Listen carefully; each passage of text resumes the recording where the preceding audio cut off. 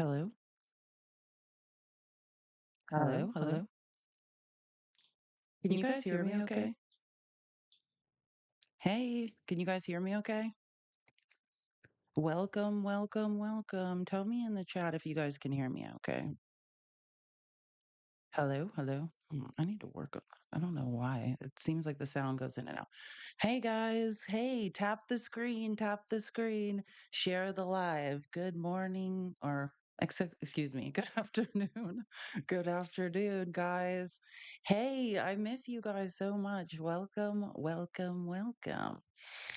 I wanted to go through clips and news today and do some things like that. I know, I miss you, Jay.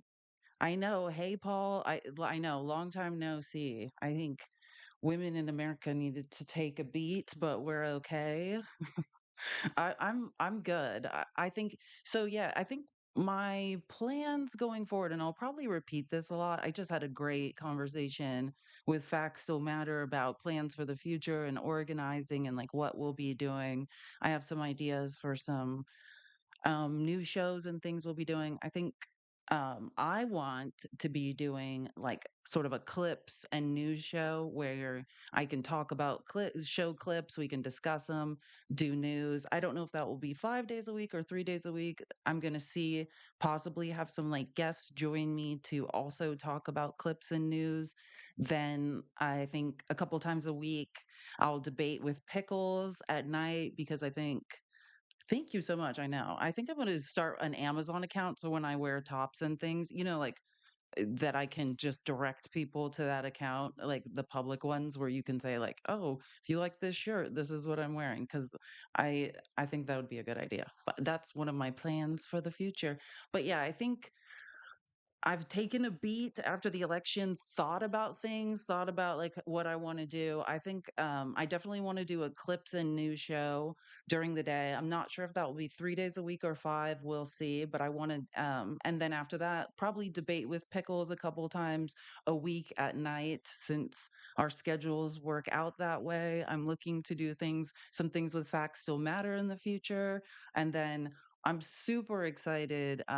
You guys know Mandy, she's amazing. Blonde Mandy with like the blue hearts in her name. I think Mandy and then Danielle, who's an expert on women's bodily autonomy and abortion. She's a doctor. I think we will be doing awesome. Love Matt. Thank you guys for the raid. I think we'll be doing a weekly show together where we focus on women's issues.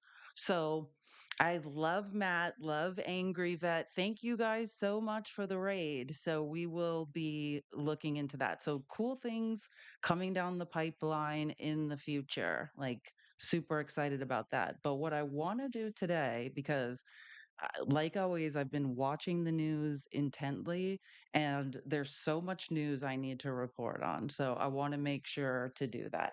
And again, throughout the show, I do rely on your tips and donations to keep my show going and do this for a living. If you would like to tip and have a message read out loud, this is my Cash App and Venmo. A girl has no name. The dollar sign is just for Cash App. It's not there. It's just like my name on TikTok. And then if you would like to join our Discord, all of the clips I put in here, all of the art, or we look at all of the articles are available. What I want in the future is to make sure that all of this content is available for people to use and make more content with. Thank you guys so much. I absolutely love Matt. Thank you guys for the raid. I am glad you guys are here. We're going to be playing some clips that are different levels of disturbing and go through them. Let me know if you guys can hear this okay. So, and The voters supported is a man who would never do any of what you just said. I mean, not even close. Right.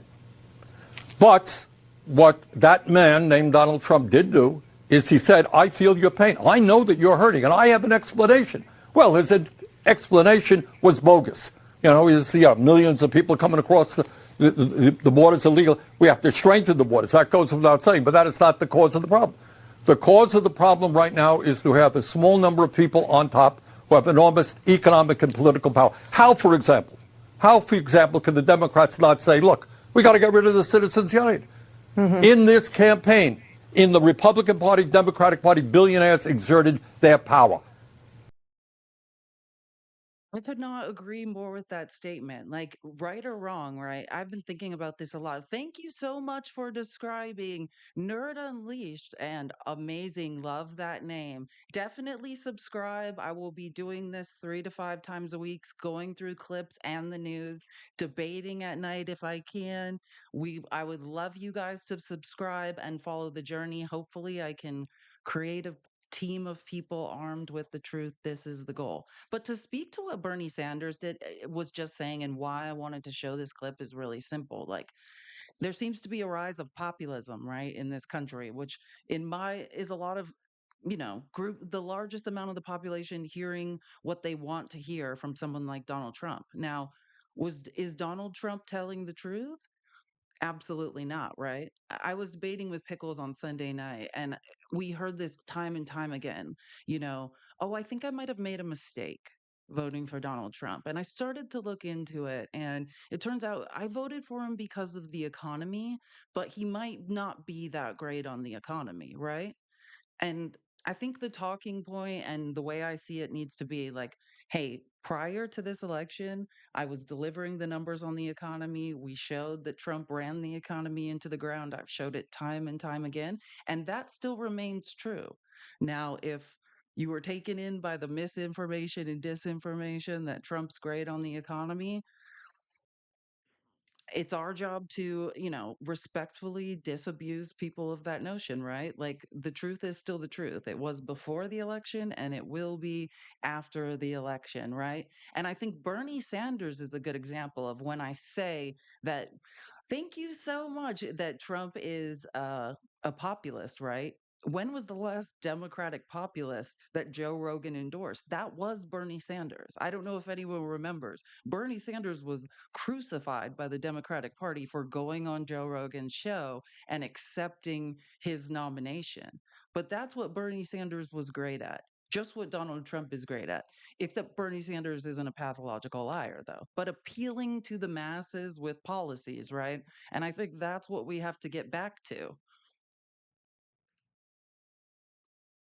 Now, this is some disturbing stuff. So, okay, this is Jim Jordan. And this is Sunday. Like I always say, if you want to know what's going on in the press, or if you don't have time to watch all day long, like watch the news every day, Sunday morning political shows are a great time to really catch up on what's going on. And this is Jim Jordan, right, on Sunday. Voting fraud this time. It seems to me that Republicans claim voting fraud and election integrity when you lose and not when you win. No. I mean, again, as I said before, this election, I think, was the greatest political comeback we've ever seen. I mean, he did something that even Teddy Roosevelt couldn't do, for goodness sake. And the country. But you think it was a free and fair election? No. This election, you just interviewed the Latino, I think, restaurant owner. Does anyone find it a little ironic? Does anyone notice what she's trying to do here? Because Jim Jordan is just deflecting and lying. But what she's pointing out here is it's so strange. Like, Donald Trump set up this whole time to claim election fraud, right? Just like he did in 2020. But if he wins, there is no election fraud. Like, Dana Bash is trying unsuccessfully to get Jim Jordan to acknowledge it's the strangest thing. You guys were gearing up this entire time to claim election fraud. But since Donald Trump won, suspiciously, you now think our elections are in fact free and fair. Can you speak to that? A restaurant worker, and he said he was tired of all the woke stuff. This election was real simple. You had back-to-back administrations. We got something we very seldom get in American history, American politics. Back-to-back administrations now running for the top job, and people could do a direct comparison. And they said, we like what we had under President Trump versus. But last time around, we like the safe streets versus the record last crime. time around, your leader claimed that there were problems with secure fraud. border versus the open border. Right, those are policies. That's what this election was about. That's totally fair. But last time around, it wasn't so much about the policy differences or the personality differences. There were false claims about election fraud when Donald Trump lost. This time, Donald Trump won, and you think the election was free and fair. Do you see there's a little bit of a No, I think the Democrats got to ask, why did we there? go from getting 81 million to getting 70 million? What happened to those 10 million people? Maybe they need to. Maybe it's not smart to run an election where you have no vision, no record to run on. Do you believe You're just that the going to call the other 2024 side names? Do you and believe you're that gonna the use lawfare? 2024 election?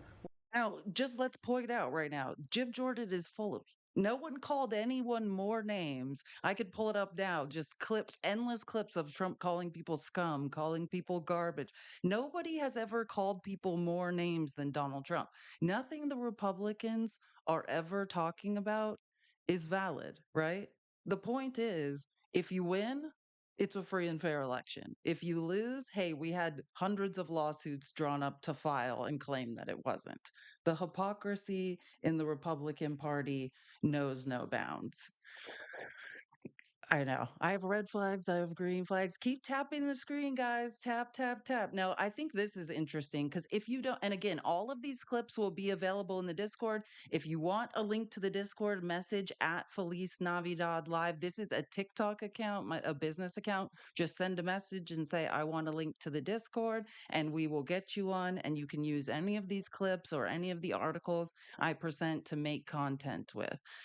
Um, okay, so again, if you don't know who Jake Sullivan is, Jake Sullivan started Punchbowl News. Punchbowl, thank you so much for the gift. If you don't know what Punchbowl News is, Punchbowl is, I think, it's either the CIA or FBI name. It's the code name for Capitol Hill, right? So Jake Sullivan essentially was a Capitol Hill reporter, a congressional news reporter, and then started Punchbowl News. He's probably one of the most informed people in DC.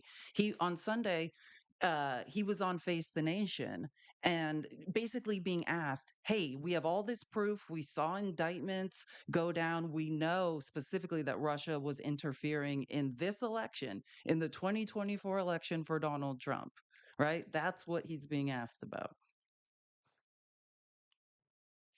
Assess that Russia favored Donald Trump in this election, that Russia interfered in a fairly dramatic and visible fashion with fake videos. What consequence are they going to pay, if any, for doing that? Well, first, let's not forget that we are currently helping Ukraine fight Russia in Ukraine in the most dramatic and full-throated way one could imagine. So we are already doing a substantial number of things to impose costs on Russia.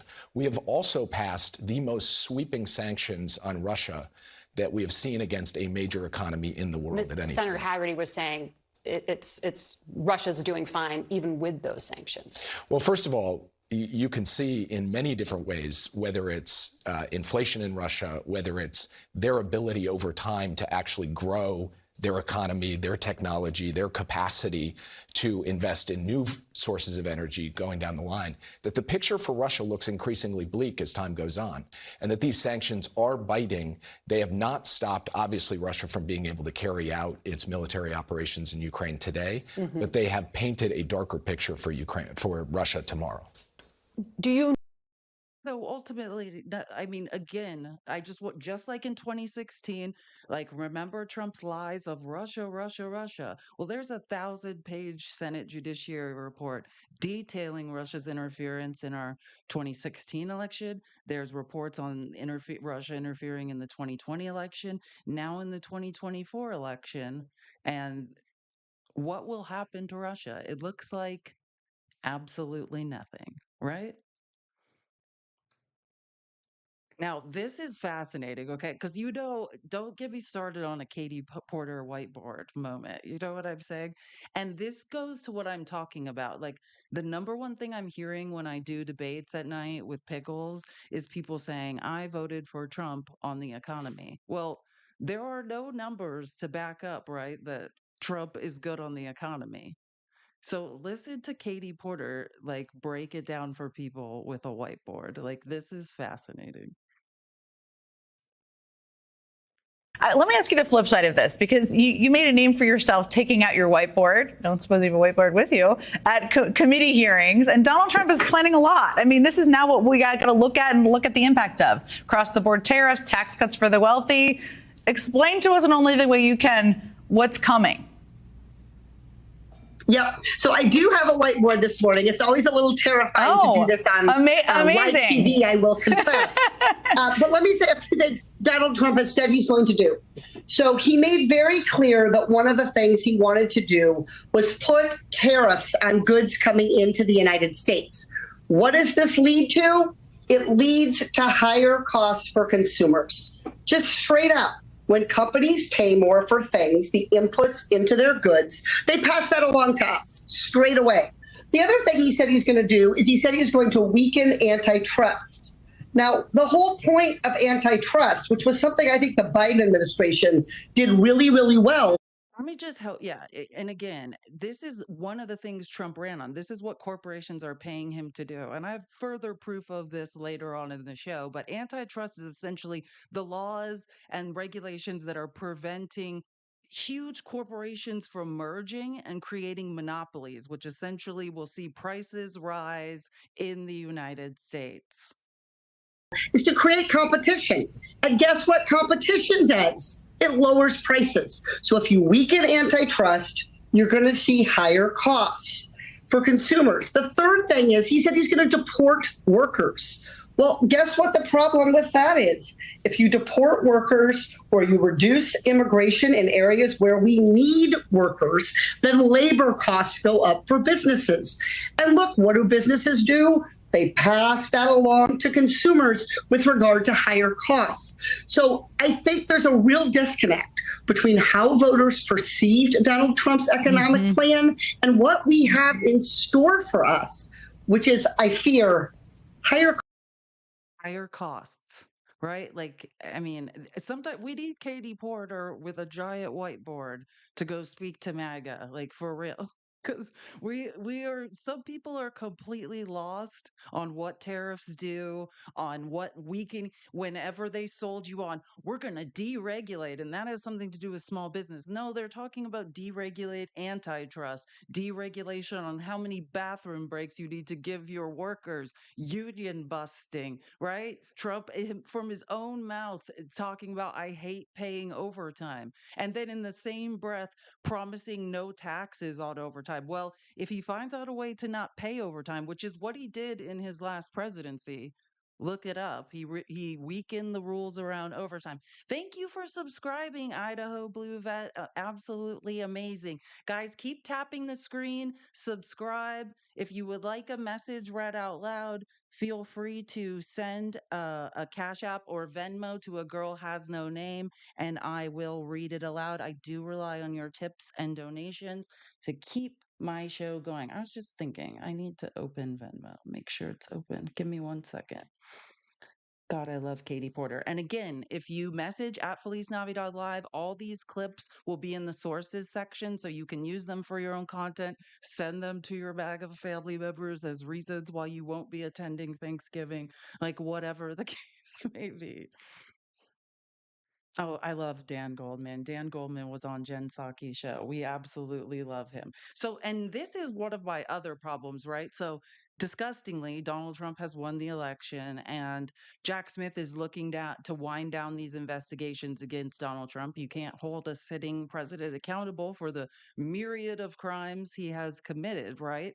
And Jim Jordan, chairman of the Judiciary Committee, is yapping about subpoenaing Jim Jordan. And Dan Goldman, who's on the Oversight and Accountability team and the Judiciary Committee, is talking about that. I will tell you that I'm eager for all of them to come and testify. I urge Chairman Jordan to actually get to the bottom of the allegations. They have made numerous allegations that are not supported at this point by any evidence.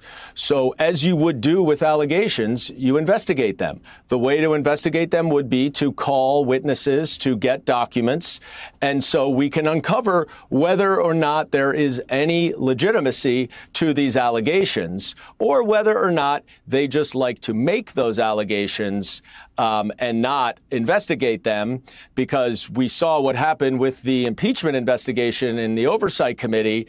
There were lots of allegations, and once they started to investigate them, they all came crumbling down. Turns out when the truth surfaces, it can be awkward for some. I'm going to call this bipartisanship. I love Jen Psaki, but absolutely, like, I think if there's one thing we've seen is we welcome your sham congressional hearings where you waste millions of taxpayer dollars, because the only thing that's ever come out of one of these sham congressional hearings, take the TikTok hearings, turns out who was trying to censor American citizens? Donald Trump was. Take the faux impeachment hearings. What came out of that? Oh yeah, that James Comer and Jim Jordan were using information from known spies, Russian spies, or people operating as unregistered foreign agents on U.S. soil who have now been detained and are facing trial. Right? Like that. I mean, this is what these congressional hearings came from. And on our judiciary committee, if you don't know, in the House, and our oversight and accountability team, that's a bunch of lawyers. And Republicans have Jim Jordan and Marjorie Taylor Greene yelling nonsense. So anytime you guys want to have one of your sham hearings so that the truth can come out and we can clip it and spread the truth to the masses, I think we do welcome that. Oh, you guys are gonna love this. This is, I mean, it's absolutely mind-boggling. Keep tapping the screen, guys. I appreciate it. Tap the screen, gift, share the live. So what's going on? Oh man, I have so many things to say about this. So what's going on Russian state media? If you don't follow this account, if you can still stand to be on X, I know barely anyone can, but if you can, this is called Media Monitor. It's people are monitoring Russian state media and then translating down below. So all of, if you don't know, Putin used to be the head of the KGB. Thank you so much. Putin used to be the head of the KGB, and he's big on how he disseminates information. And he's in this power war with Trump. So it was reported, right, that Trump told him not to escalate the war in Ukraine on this call. I'll get into that later when I get into articles. Then we had Russia denying that this call ever happened, even though it's being reported on by multiple sources, because if Trump's telling Putin, right, hey, don't escalate the war in Ukraine, that makes it look like Trump is in control. And how is Putin going to let Trump know he's not in control? I don't know, by airing a bunch of nude pics of your wife on Russian state media. This is what Putin is doing to Trump. Now, if you can read, like, I believe it's going to be in English, but you'll hear it in Russian, but there's English words. But this is what this is what Putin is doing to Trump, basically saying, hey, your wife used to be, Russia's a very conservative place where this is considered unacceptable. So Putin's basically like sending a message to Trump. Oh, you think you're in control? Let me remind everyone who your wife was. В 2000 году. Смотрите, обложка глянцевого журнала GQ. Будущая первая леди в неглиже лежит на шкуре. В самом журнале сексуальные фото Мелании у частного самолета и на его борту. На одном из снимков модель в бордовом белье лежит на синем ковре с изображением большой печати США, государственной эмблемы Америки. Amy hit it on the nail in the comments. Putin telling Trump to get back on your knees or else. That's exactly what this is. And it transitions from showing these like lewd pictures of her to being like, oh, I guess now she's the first lady, and then back to the lewd pictures. Like, Putin is a master of messaging. He knows exactly what he's doing. Как будто в редакции мужского журнала что-то знали заранее о будущем своей модели. что на самом деле значит мое тело и мой выбор.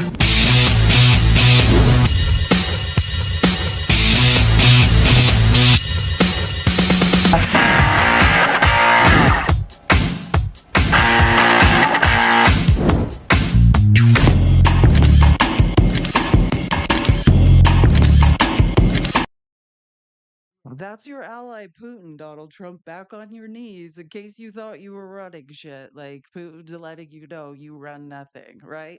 Trump trying to disseminate through the media. And I'll show you guys the articles later that he had this call where he told Putin not to escalate things, and then Putin releasing this and having everybody in Russia basically deny the call ever happened. Like, it's absolutely hilarious. And I've said this many times, but like there have been ex-KGB agents that have defected to the US that have testified, like, yeah, Trump's been an asset of Russia since the 80s, right? Like, if there's ever any doubt who works for who, Putin lets us remember who. I find this hilarious. Like, Donald Trump thinks he's in charge of something. Now, I don't know. Let me see if I can zoom in on this and make sure you guys can see it. But again, so this is from Trump just a couple days ago. Governor Gavin Newsom is trying to kill our nation's beautiful California. For the first time ever, more people are leaving than are coming in. He is using the term Trump proof, right, as a way of stopping all of the great things that can be done to make California great again, right? Like, there, for instance, basically, Gavin Newsom is saying, like, hey, all of these horrible things are about to happen, but as a sanctuary city, as a place, like, we're going to Trump proof California, like, you will be safe here from Trump's BS type of thing. And this is Trump's retaliation for that. But I just overwhelmingly won the election. People are being forced to leave due to his and others' insane policy decisions, like the ridiculously rerouting of millions of gallons of water a day from the north out into the Pacific Ocean, rather than using it free of charge for towns, cities, and farms dotted all throughout California. They are making it impossible to build a reasonably priced car. The unchecked and unbalanced homelessness catastrophe and the cost of everything, in particular groceries, is out of control. Also, as an agent for the United States of America on voting and elections, I will be demanding, right, that voter ID, this is the worst part, and proof of citizenship are necessary part and component of the voting process. So I've talked about this many times. The Republicans are trying to introduce the SAVE Act, which are non-citizens voting in elections, is that a real issue? No. We know that. There's data on it. Since 2004, there have been fewer than like 100 cases, right, of non-citizens trying to either just register or vote in elections. This is not a real issue, but who do we know that the SAVE Act would disproportionately affect, right? Actual American citizens, brown and black voters, right? That's who voter ID laws disproportionately affect. I have presented study after study on this. It's not about non-citizens. They're not trying to vote anyways. It's about hurting brown and black American citizens and raising the barrier for them to vote. If he can do that federally, right, and that affects places like California, if you can stop brown and black voters from voting, what does that do, right? Will that will that possibly give Republicans a chance to control California? Yeah, it may help. Oh, and this is going to be super disturbing. So this, sorry, it just keeps getting better. So this is Senator-elect Jim Banks, right? And he was on Meet the Press on Sunday talking about the future immigration policy. Do you see all undocumented immigrants as sort of, should they all be kicked out of the country? Well, some conservative estimates say that there are at least 15 million illegals who have come into the country on Joe Biden's watch. that's a lie. So again, I want to keep in mind, I do think we can probably message more succinctly as Democrats, but keep in mind, how do you overcome blatant lies? Did 15 million undocumented people come into the country under Joe Biden? Absolutely not. The estimates are for decades and decades and decades, right? Under Republican and Democratic presidents, the total number is somewhere between 11 and 13. But we're just lying now. There's no one in the Republican Party is beholden to the truth. The point is to lie. It's my hope that we deport every single one of them that we can. And it starts with deporting violent criminals who are in the United States, who came here illegally, who have committed violent crimes. And I think once you do that, President Trump is committed to making that his first and top priority when it comes to mass deportation. And then also on top of that, increase the penalties on businesses who hire illegals in our country and take away the incentive for them to be here and for them to come here. And I think many of them will leave on their own. But this, the mass deportation plan needs to be an immediate focus of the House and the Senate, I believe. So again, remember what Katie Porter explained. What happens when we deport labor? We crash our economy, right? Costs rise. When we deport a huge cross section of labor in America, costs rise.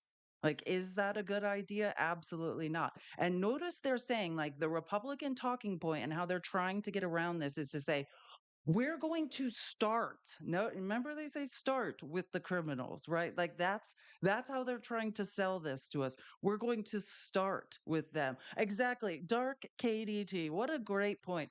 Who will be working to build Trump places like Trump Tower? I don't know. Trump famously hires undocumented workers. We do not know who in fact will be building Trump's construction projects. Okay, so again, this is the same guy. Let's listen. He's still talking about immigration in the most disturbing way. So just to be clear, I know you say that it would be the people who are criminals first, but then ultimately, every undocumented immigrant in this country, even those who perhaps are deemed by their neighbors as contributing to society, or perhaps those who are married to American citizens or legal immigrants. That's it. Children, adults, older people, they all should be gone. The American people spoke loud and clear on Tuesday. They gave this president and Republicans a mandate to do everything that we can. The goal should be to deport every illegal in this country that we can find. And as I said a moment ago, if you take away the incentive for them to come here in the first place by turning up the pressure on those who employ illegals, then you've taken away the incentive. They're going to go back to where they came from. So we are literally, he is discussing crashing our own economy. And I am fascinated to find out how this plays out in the Republican Party, because there are corporations, right, that bought Trump's loyalty. Now, is Trump going to be loyal to the American people, the people who are angry about white dispossession and have bought into the replacement theory? People that think they will get better if we just kick brown people out of the country, I will have a better chance, like, right? Or is he going to be loyal to the corporations who bought his loyalty? Trump is a corporation that hires undocumented workers, right? Do you think corporations are going to appreciate being mandated to pay people more and to kick their labor source out of the country? I don't know. I guess we shall see, right? It gets worse and worse. Now, this is fascinating. Oh my gosh, I just forgot. Did I write down his name? Okay, yes, I did. This is Eddie Huang, right? He is talking to a man named Jared Taylor. Now, Jared Taylor is a white nationalist, okay? Now, I think that this is very clearly the explanation, right, of why the average person voted for Donald Trump, or not why, but like the underlying reason why. If you buy into the replacement theory, if you buy into Trump saying, "Hey, they're sending all these people here and they're taking your jobs," right? Like I think that's the way to say it nicely. Now, here is an actual And it's shocking to say, but there are some intelligent white nationalists. This guy is very smart, and that's what's scary about him. And he just basically says the quiet part out loud. I want to know how it is you voted for Donald Trump when you're so into facts, because his entire campaign is not based in facts. It was all based in propaganda and emotion. I voted for Donald Trump for one reason only. His policies, if implemented, would slow. I want to know. Oh, sorry. I want to know how it is you voted for Donald Trump when you're so into facts, because his entire campaign is not based in facts. It was all based in propaganda and emotion. I voted for Donald Trump for one reason only. His policies, if implemented, would slow the dispossession of whites in the United States. If you were to deport all illegal immigrants, if you were to think very hard about letting in any Muslims, all of this would slow the rate at which whites are becoming a minority. Why are you so worried about the white dispossession of America? Because I want my people to survive. Is that so strange? We don't control China. We don't control any place where whites are not a majority. And if we become a minority, we will not control our own destiny anymore. I grew up in this country as a minority, as the children of immigrants. I was their first child born in America. And while I didn't have much possession or didn't much control, I really enjoyed myself. You say that you wouldn't want me in this country? At some point, when my ancestors built this nation, they did not build it with the intention of giving it away to Mexicans or Chinese or Haitians or to anyone else. Do you consider, you keep saying your ancestors built this country, you consider that a fact? Who else built it? Black people, Native Americans, Chinese people who came and built the railroads. Do you think none of that could have been Italian people? But they're Europeans, aren't they? They're Europeans, aren't they? I guess the Italian. Don't worry, Italians. You've made the cut.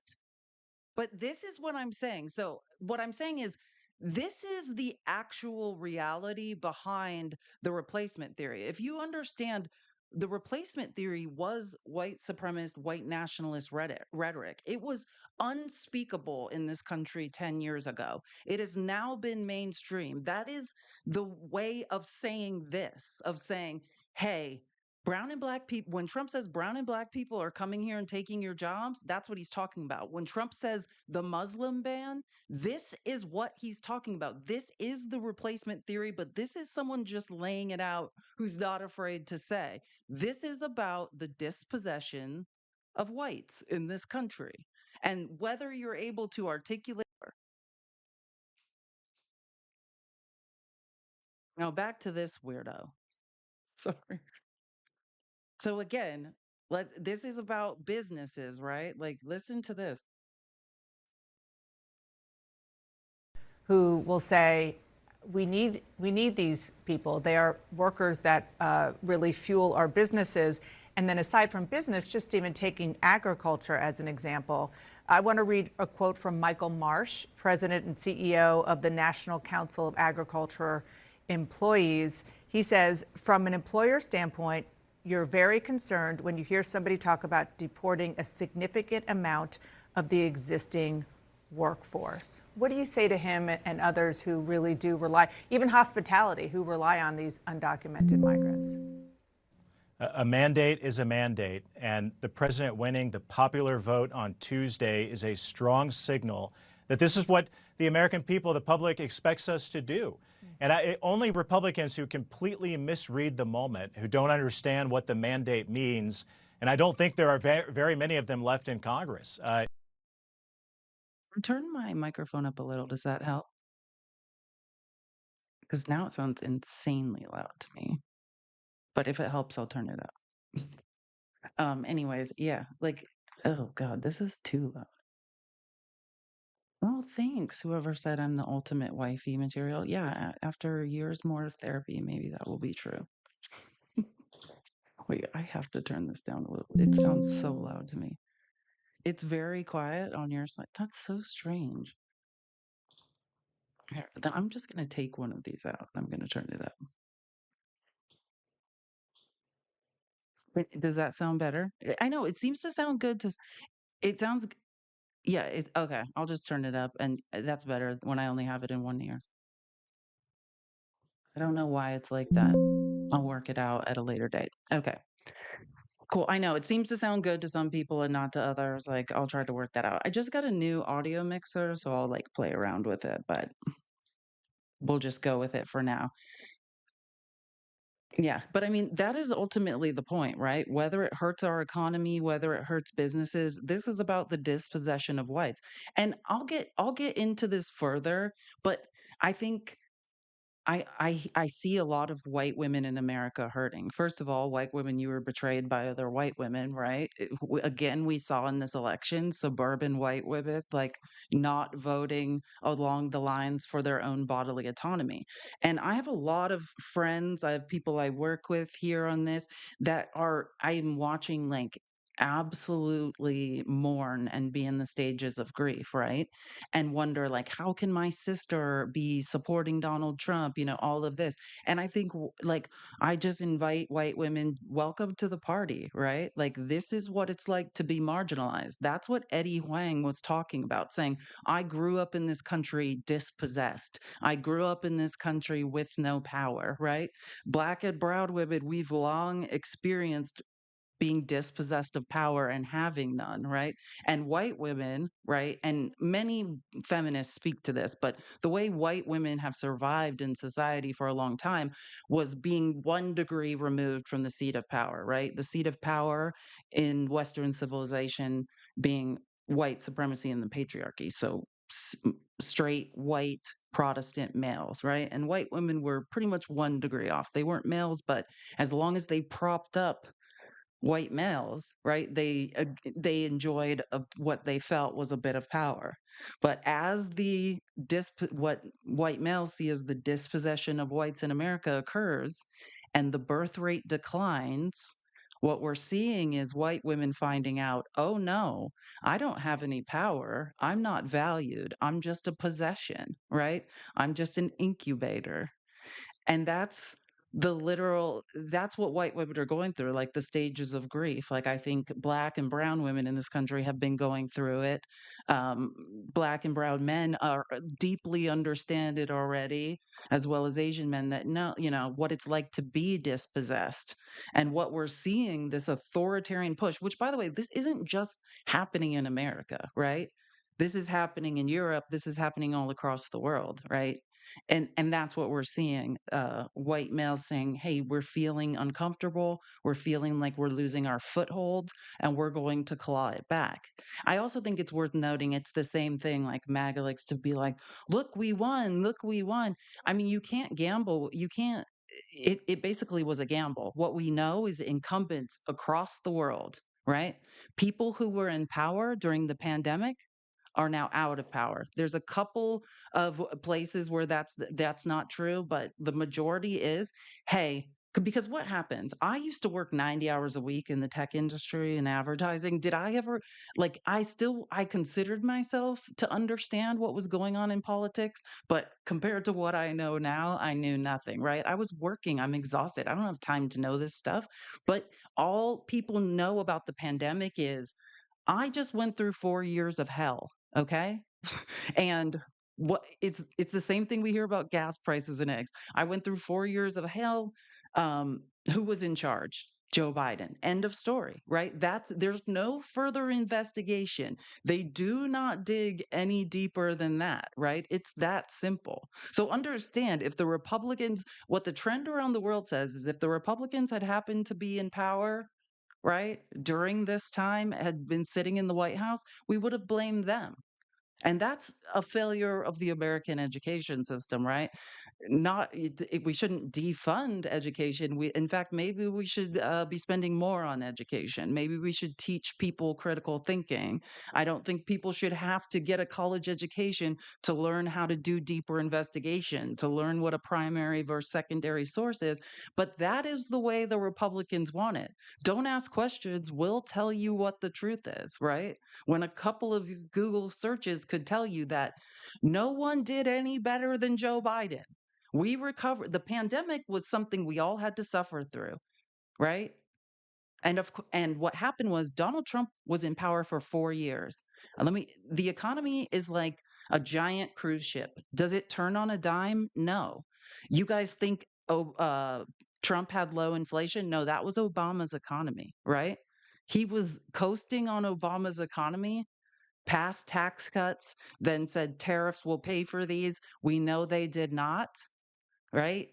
Spent and spent and spent, took in less tax revenue and tanked the economy. Then the pandemic, which nobody could plan for. But that's Trump's presidency. You're letting him take credit for Obama's robust economy that Trump inherited, right? The first 2 years of anyone's presidency, that is still Obama's, right? Even the first 3 years. And now Joe Biden did the hard work. Joe Biden sat there and turned our economy around. We recovered the best in the developed world from the pandemic. And I'm going to say this over and over and over. Watch come January 20th when Trump is in that White House. Watch Fox News, watch Newsmax, and everyone would say, look at this economy.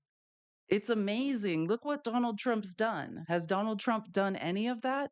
Absolutely, he has not. Don't be fooled. Guys, keep tapping the screen, subscribe. Please subscribe, gift, follow along. If you would like access to our Discord, our community, message this TikTok account at FeliceNavi.live. We will get you a link. All of these clips and any articles I go through are available there. Okay, so this speaks to the 14th Amendment because, we're hearing all this rhetoric and you'll hear it over and over again as we go through this, like, don't worry, we're going to go after the criminals first, right? But really, one of Trump's claims, one of Trump's promises is on day one to sign an executive order, right? And this is Neil Katyal. This was Obama's Solicitor General. This is literally one of the foremost constitutional scholars in the country. Like, I am a huge Neil Katyal simp. If you, he was trained by Lawrence Tribe, who is probably the like biggest or foremost expert on constitutional scholars still living. So let's listen to Neil talk about the 14th Amendment and whether or not Trump can do what he's saying he can do. He also promised to sign an executive order on day one to end birthright citizenship in the United States. Can he do that via executive order? No. Last I checked, the president can't override the Constitution. The 14th Amendment is as clear as day that there is no way he can do that. If he tries that, he will lose in court every day of the week. Exactly. Bye, Barron. Someone said bye. That Bouffany, that was funny. Good one. I know. That is the ultimate irony that Trump is surrounded by immigrants. We have an immigrant who bought the vice president and Peter Thiel. We have an immigrant who's holding Donald Trump's hand on every call in Elon Musk. And we have Donald Trump married to an immigrant. But like as that white nationalist Jared Taylor was saying, not those people, they're from Europe or they're from they're from a place that's okay. I guess make it make sense. It does not. Oh, and you know me, like I had to just have a George Carlin moment in here because I just think George Carlin prophetically saw all this coming. I just don't think anybody was describing better our future. And this is the point. Like, imagine you say, like, can Democrats be populist? Bernie Sanders was a populist. Bernie Sanders was literally endorsed by Joe Rogan and his policies. And somehow we never said during this to me is a problem. Like, I never heard Kamala Harris say, let's end Citizens United, right? Let's get money out of politics. We now have 2 South African billionaires sitting in the White House with Donald Trump, right? And that's the point. We've let money into politics. I mean, forget politics. We've let money into the White House at this point. They don't want a population of citizens capable of critical thinking. They don't want well-informed, well-educated people capable of critical thinking. They're not interested in that. That doesn't help them. That's against their interest. They don't want people who are smart enough to sit around the kitchen table and figure out how badly they're getting fucked by a system that threw them overboard 30 fucking years ago. They don't want that. You know what they want? They want obedient workers. Obedient workers. People who are just smart enough to run the machines and do the paperwork and just dumb enough to passively accept all these increasingly shittier jobs with the lower pay, the longer hours, the reduced benefits, the end of overtime, and the vanishing pension that disappears the minute you go to collect it. And now they're coming for your Social Security money. They want your fucking retirement money. They want it back, so they can give it to their criminal friends on Wall Street. And you know something? They'll get it. They'll get it all from you sooner or later, because they own this fucking place. It's a big club, and you ain't in it. I mean, prophetic, right? Absolute prophecy. And they will get it. That is the point. They want to take our Social Security fund and they want to privatize it. They want to risk it all on Wall Street. What we paid into, thinking that we're going to get it back. Rick Scott, Elon Musk is endorsing Rick Scott for the head of the Senate, the guy who had the 7-point plan, which one was literally to privatize Social Security and Medicare. They are trying to rob us. They rob us every day, but it's not enough, right? So anyways, and this is my point, right? Like when I talk about, and I was talking to Facts about this, Facts Still Matter, and I think it's something to think about, right? Like what do we attack? We have 2 years until the midterms. Like who is the most open to the message? Like who needs to hear it? And I do think it's suburban women. I do think it's white women. I think it's women in general, right? Women who are learning the lesson that, oh, you thought that your husbands cared about your body. You thought that you had rights and that somehow you were immune from this. Turns out, surprise, no, you're not. Because the truth is in this election, right? Black men, Black women showed up at the same level they did in 2020 for Biden. They showed up for Kamala Harris, right? You know, finally, on my TikTok feed, at least, I'm seeing, all these videos of this group pointing fingers at that group and these people pointing fingers at these people. And I've been telling the audience, I'm not sure that's the most productive way of dealing with this. And there are certain lessons to be learned, of course. But I think the recriminations and especially dividing each other is exactly what, ultimately the people who helped Donald Trump get into power, the Elon Musks, want the people to be pointing fingers. I'm not helping you. So I'm not helping you. So what are the lessons though that, it's recent. I'm sure you have some lessons that you've taken out of this election. And what can we do though to build back, this robust coalition that brought, a big Biden victory in 2020? Well, first, let's show gratitude. Black women and Black men showed up. I mean, they showed up at the same levels as they showed up for Biden or greater. And they, were really, in leading up to this election, the press, extended this narrative that they were not going to show up. And there was really no reason to extend that. And they still did. So I think we should thank Black men and Black women for really showing up this election. We have work to do, clearly, with different segments and people in our country. And we'll do that work and we'll take the time to understand, what it is. I will just say from where I sit, and I'm just a blue collar kid, who's the son of a cop and was the first in his family to go to college. I think we have to be more real and plain spoken and authentic as we deliver our message. And we shouldn't lead with policy. We should lead with our personality. And if our personality reflects our values and our principles and what we'll do if trusted to lead, I think that connects more rather than the Harvard Law School moot court approach that I see too often. But there's work for us to do, and we're going to do it. But as I said, we don't have the luxury of admiring the problem, because the next play is going to happen pretty soon, and we all need to be in the game to make sure that they don't score with.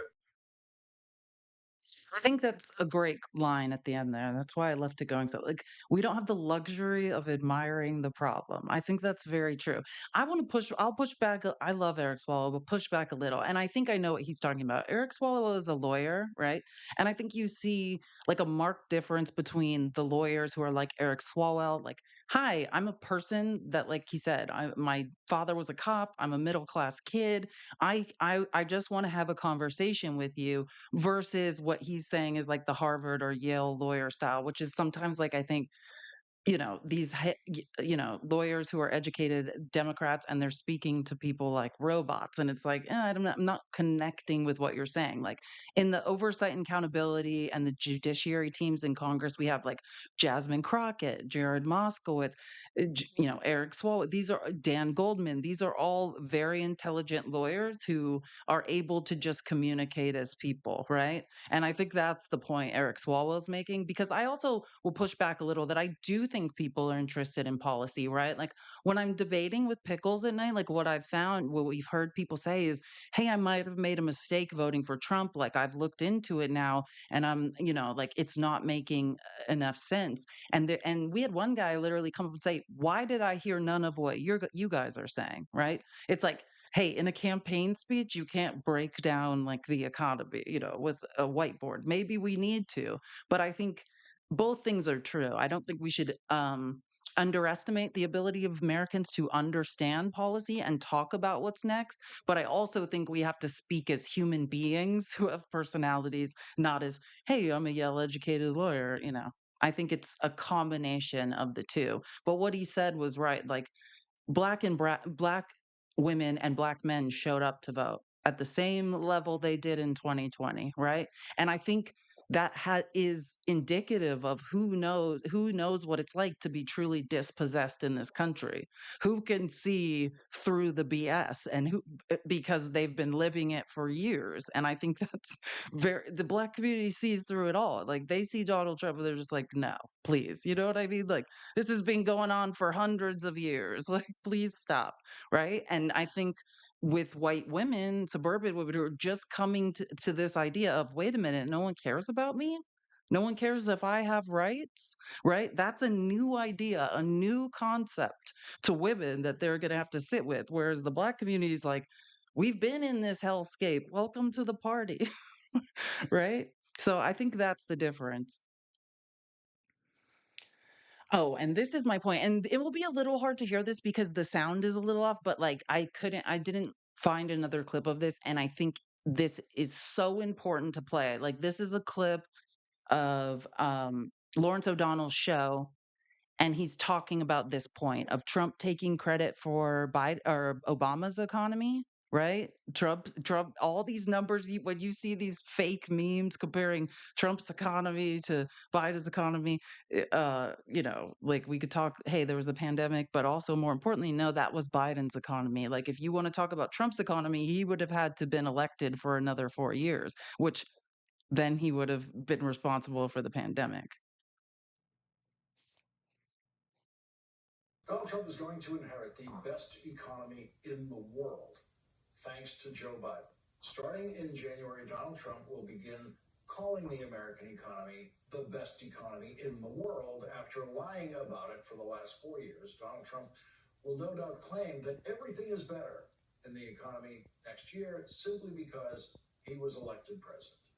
The American news media will face a challenge that it is likely to mostly fail, which is remembering how much Joe Biden did to build this economy. Conservative economist Warren Cass writes in the New York Times, real investment in factories has more than doubled since President Biden took office.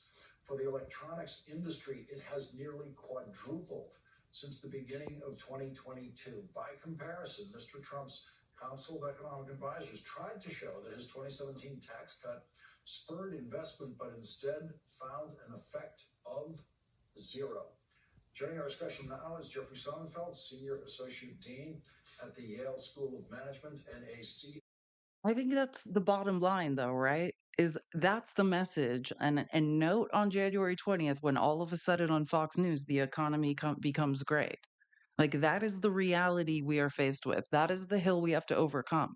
we know, or anyone that knows the numbers and has been taught how to think critically knows that Trump took credit for Obama's economy once, right? Mismanaged the economy, said, I'm going to take in an insanely less amount of tax revenue and I'm going to spend an insane amount of money. And I'm talking about pre-pandemic, right? That was Trump's contribution. And he said, don't worry, the tariffs will make up for it. Did they? No. I think this is quite interesting too. Map of the U.S., and the red shows more than 2,500 counties where there is an increased share of the GOP vote. If you were to sum up in like 30 seconds how you won this election, what would you say? I would say we just took advantage of the opportunities President Trump provided by driving a message that was persuasive to Americans of all demographics.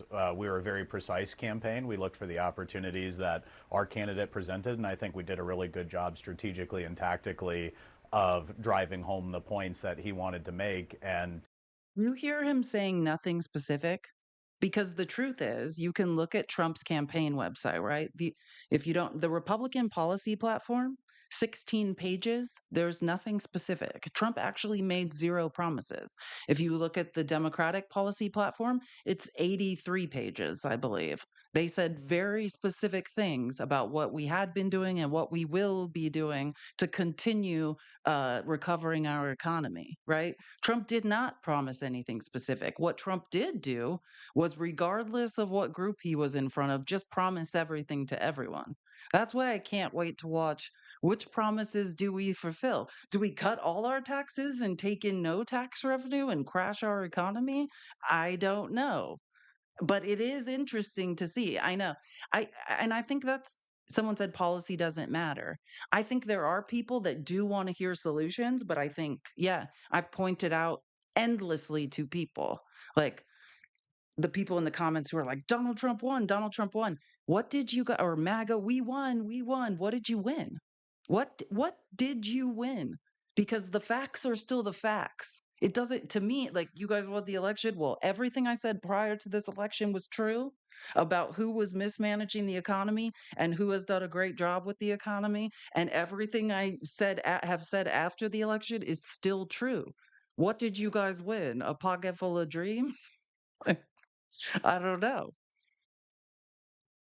Okay, I love this man, by the way. If you guys don't know who Representative Auchincloss is, I think he's the future of he's one of the few. We have so many up and coming people in the Democratic Party who are absolutely fabulous.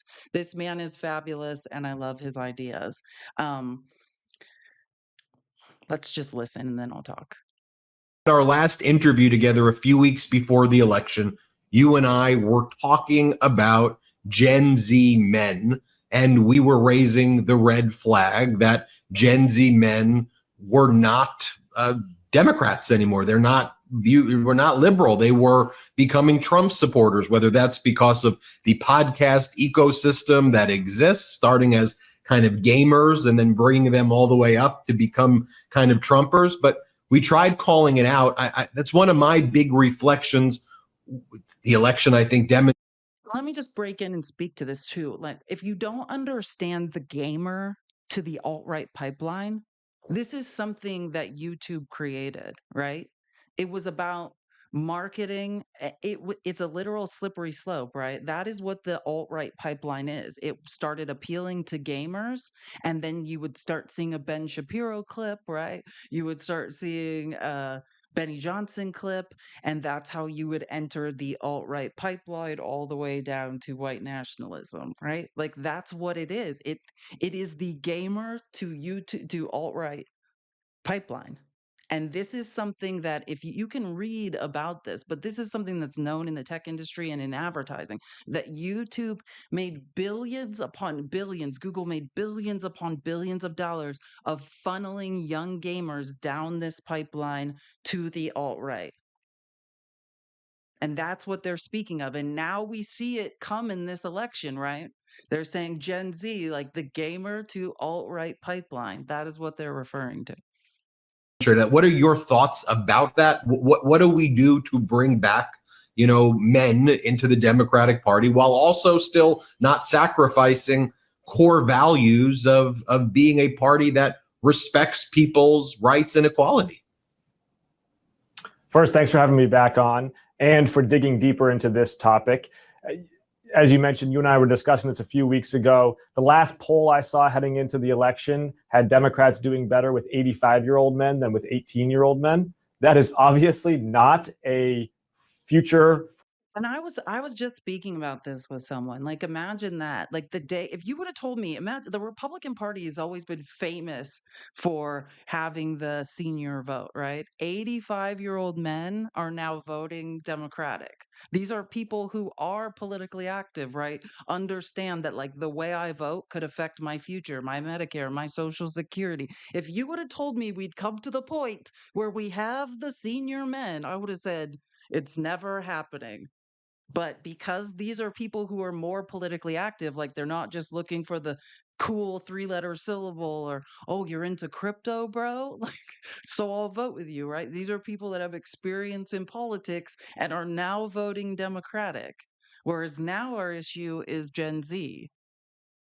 Forward, future-proofed strategy for building electoral power with half the electorate. So we need to introspect and we need to do better. I also want to put in a caveat that there's a lot of micro narratives out there right now. And by micro narrative, I mean looking at the data and then having the data paint a story about which demographic, which geographic, which psychographic cost the election for Democrats. Was it that young men didn't vote for us? Was it Hispanic men? Was it non-college educated people? Was it that college educated women didn't vote enough, right? We've all seen this punditry. And I do want to recognize that while all of these micro narratives can help inform our model of reality, we do have to zoom out and look at the macro narrative, which is that, bluntly, we got drubbed. We got drubbed across the board in almost every place and in almost every cohort of voters. And indeed, it was not just limited to the United States. It was across the entire developed world. Every single party in governance post-COVID lost vote share for the first time since World War II.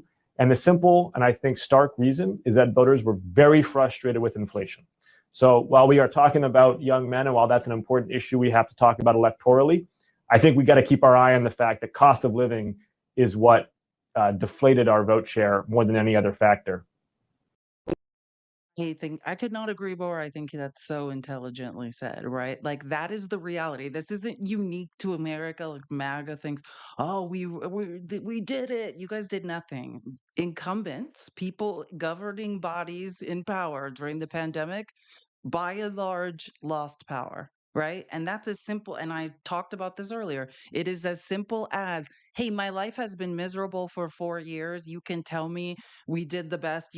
People heard the term Bidenomics. Well, unfortunately, like I say, the economy doesn't turn on a dime. Bidenomics works. The math is mathin', right? Like this is a man who would like doubled manufacturing jobs. Is going to bring us 20% of the microchip industry. Like what Joe Biden has done is unequivocally the best anyone has done in the developed world. We recovered better than anyone in the G7. But now, do you want to hear that? As someone who is working 3 jobs, as someone who has no time to read news or understand what's the nuances of politics or whether or not you're being lied to. And on one hand, you hear Fox News who's like, everything is bullshit. The price of eggs is wrong. Immigrants are taking your jobs. And it's like, is that what it is? Like, if you don't have time to do any real investigation, hey, one side seems to be addressing my fears and my problems, whilst another side is saying Bidenomics worked, hooray. But I don't feel that way every month when I have to balance my budget, right? I'm hurting. And that's another reason why I'm so frustrated, because now the results, the rewards of Bidenomics will be Trump saying, look what I did, just like what he did with Obama's economy, right? Like, Joe Biden did it better than anyone else, and history will remember him well. But what we have to recognize, is we cannot blame voters for saying, my life has been a living hell for 4 years. I'm working 3 jobs and I don't have time to think any deeper into it, right? All we could do is think, what can we do here going forward to speak to those people, to speak to the working class, right? Like, that's what we have to look at. Like, we can't go back and think, why didn't anyone pick up on what was really going down? Think it should have been a state secret that the origin of inflation begins with Donald Trump's catastrophic handling of COVID, supply chains being cut off because he didn't do an infrastructure or CHIPS Act, his lies about COVID, the fact that when the reins were handed to Biden, I remember that Time magazine cover with the mess that he inherited, but there never seemed to be anything kind of communicated out there with any force about, whether it was fireside chats or whatever, like, here's where this is coming from. Here's what happened. I mean, do you agree with me? Should that have happened? I mean, and I'm not sure the utility of the postmortem per se, but that was frustrating to me because I think Biden and Democrats helped turn around a cataclysmic situation. Hey, I got reams of Federal Reserve data about real wages 2014 versus 2019 going up, about productivity growth in the last 6 quarters, about new business starts in the Biden administration, about record low unemployment, about record high job creation. The point of the matter is, for 2 years, we saw near double-digit inflation in rents, in utility bills, and in the price of groceries. And it was demoralizing and deflating for average Americans. And I think what we have to do a better job of is not just explaining how it happened, COVID disruptions and Russia's invasion of Ukraine causing spikes in food and fertilizer, but also going forward what we are doing about it.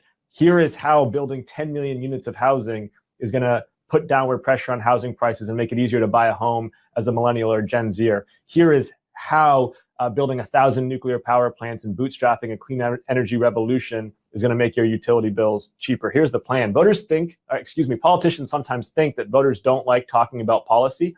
I soundly reject that idea. I think voters love talking about policy, but you have to have that conversation authentically, in depth, and with command of the details. And you got to do it in every single channel of this balkanized media landscape that we confront today. I mean, you've built this platform from the ground up, and it's an amazing way to reach people. We got to go podcast by podcast, YouTube channel by YouTube channel, Twitch chat by Twitch chat to go out and talk to folks. And I think that is especially true of young men who are apolitical and who have really tuned out of traditional political. I could not agree more. Again, I love Austin Sloss. I think he's one of the futures of the Democratic Party. I think he says it plainly. And I think another thing I've been having conversations with people about is organizing and messaging. Like, you see, I know it's huge every December, right? Like, Charlie Kirk lives in my state, lives in Arizona, right? Lives in Phoenix. And after, like, there's elections every 2 years, but every December they have America Fest, where it's from TikTokers to YouTubers to podcasters to political pundits to political candidates and people in office that come to one place and speak, right? Like, we need to do a better job of organizing. Like, I think it was Ron Filipkowski I heard talking about this and saying, well, they have this infrastructure, right? And this way of disseminating information. And then we have MSNBC. Like, we have to do a better job of this and of telling this message, because we're going to have more data than ever to effectively communicate, and we need to make sure we are doing that.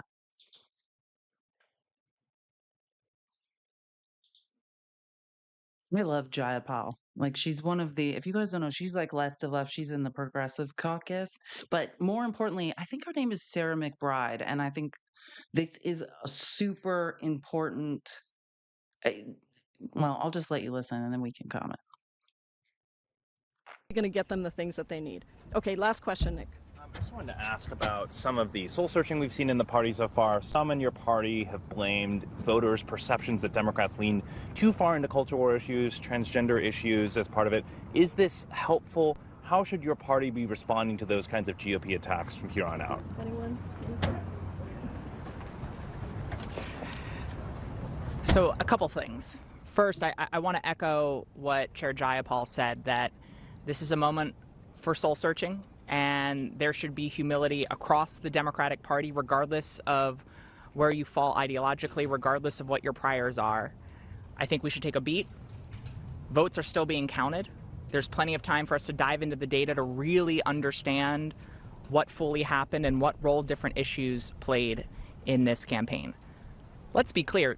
The party that was focused on culture wars, the party that was focused on trans people, was the Republican Party. It was Donald Trump. It was the $100 million, $200 million that they spent on television ads. But I want to be clear, I do not believe, from what I've seen in Delaware, that voters in my state were responding to those attacks. Delaware is in the Philadelphia media market, so we were seeing those ads that Donald Trump clearly prioritized and focused in with regard to the culture wars. What I was hearing from voters across the state of Delaware, my district is urban, suburban, and rural. It looks like America. And what I was hearing was not the ads that Donald Trump was putting on the air. What I was hearing from folks is the need to build an economy that works for everyone. What I was hearing was that the American dream is increasingly unaffordable and inaccessible. What I was hearing was that we need to guarantee affordable health care, housing, and child care for every person in this state and in this country. That's what I was hearing. That's what I was campaigning on. I didn't run on my identity, but my identity was not a secret. And in a state where 2/3 of the voters are in the Philadelphia media market, with a trans candidate on the ballot statewide, that candidate not only performed on par with other Democrats, but had the highest percentage of any Democrat running for major statewide office in Delaware this cycle. And so I think what we have to all recognize here is that when a politician tries to take an issue that impacts a handful of people in a handful of states and turn it into the most important issue in an election, everyone has to ask why. And the answer to that question is that Donald Trump was trying to divide and distract from the fact that he has absolutely no policy solutions for the issues that are actually keeping voters up at night, the issues that I was hearing about on the campaign trail. And I think we have to be crystal clear as we move forward that we are going to call out the hypocrisy of Donald Trump, of disingenuously claiming that he is a fighter for working people when his agenda is pro-higher cost and pro-inflation. That's what we will get with his agenda in this administration. And that's why I think all of us are united in serving as that check on his administration and continuing to point out to people that he is not working on behalf of the diverse working class in this country. God, I mean, preach, Sarah. Like, I mean, could you say it any more beautifully than that? Like, as someone in a swing state, know that Donald Trump spent $100 to $200 million, as she said.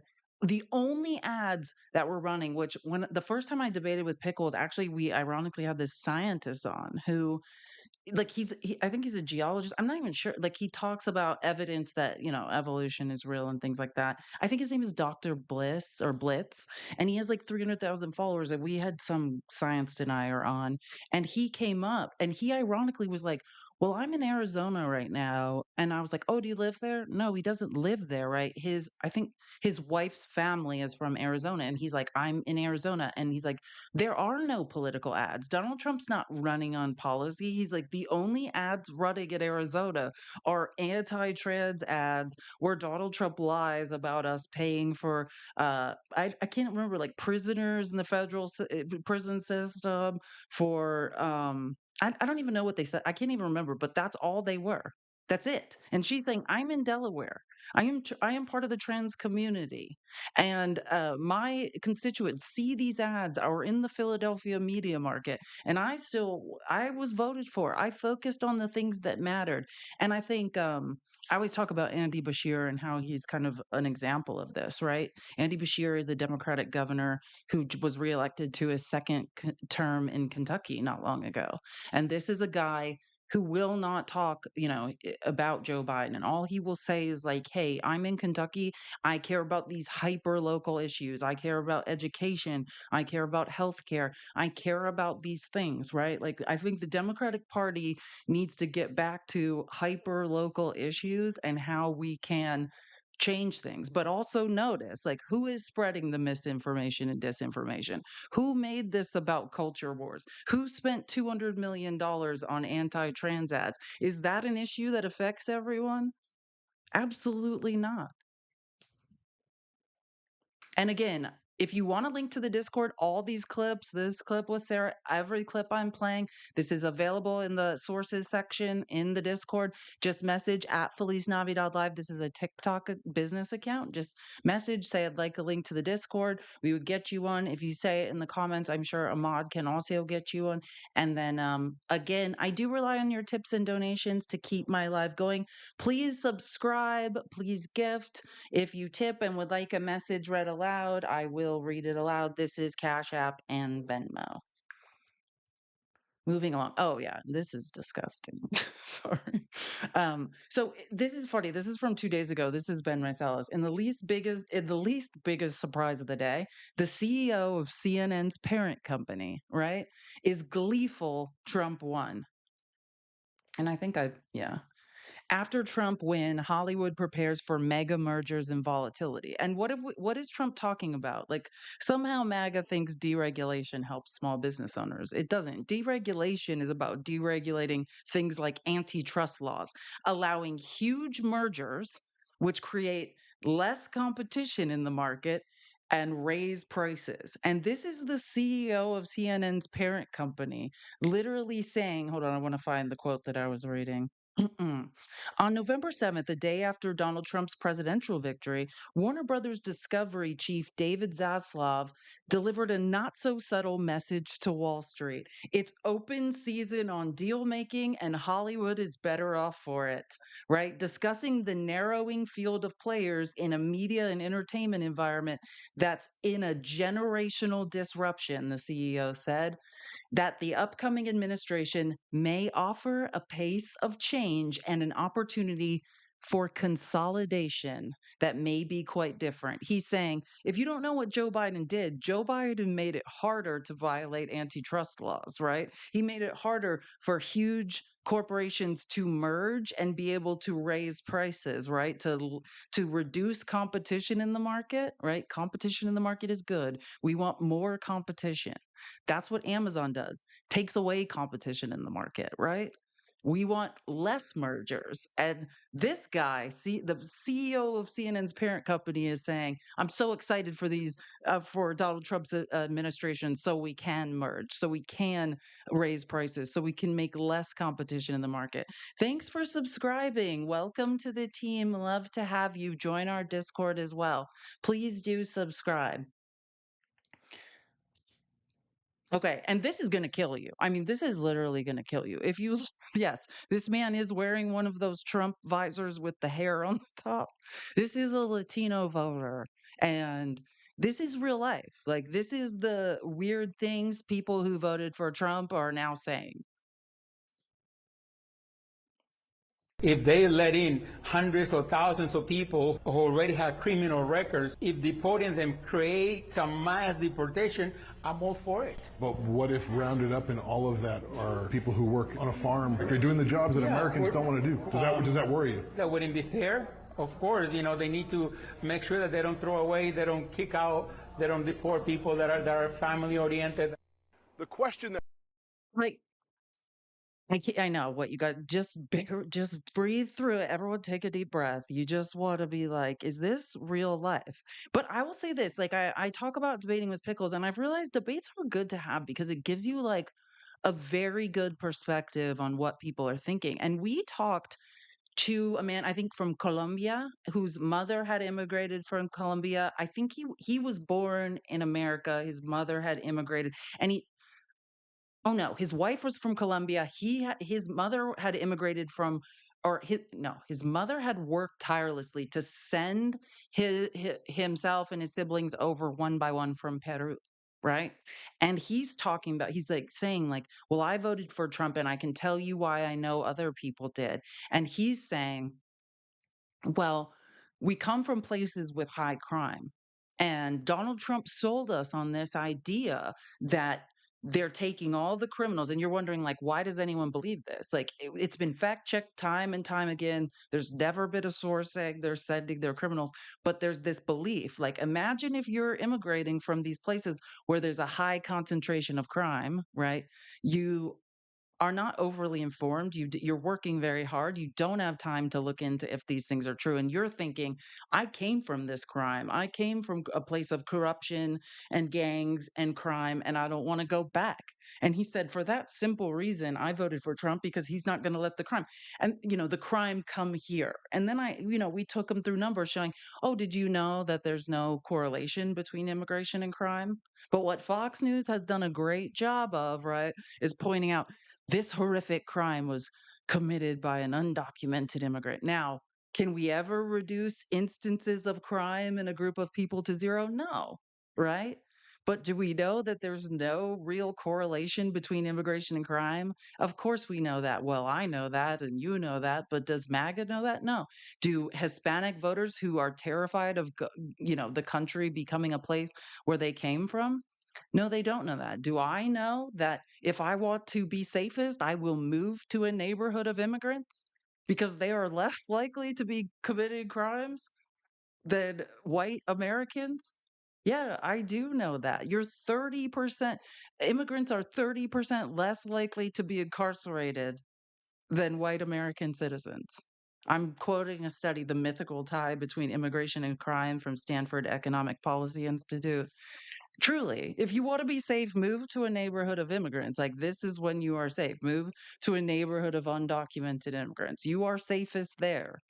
But, and what I explained to this guy we were talking to when we were debating is what you experience in South America as someone who lived in South America and in many countries there. I understand there is crime, but why is that? When was crime recently highest in the US? Which Donald Trump likes to say is because of Joe Biden. But what was it really?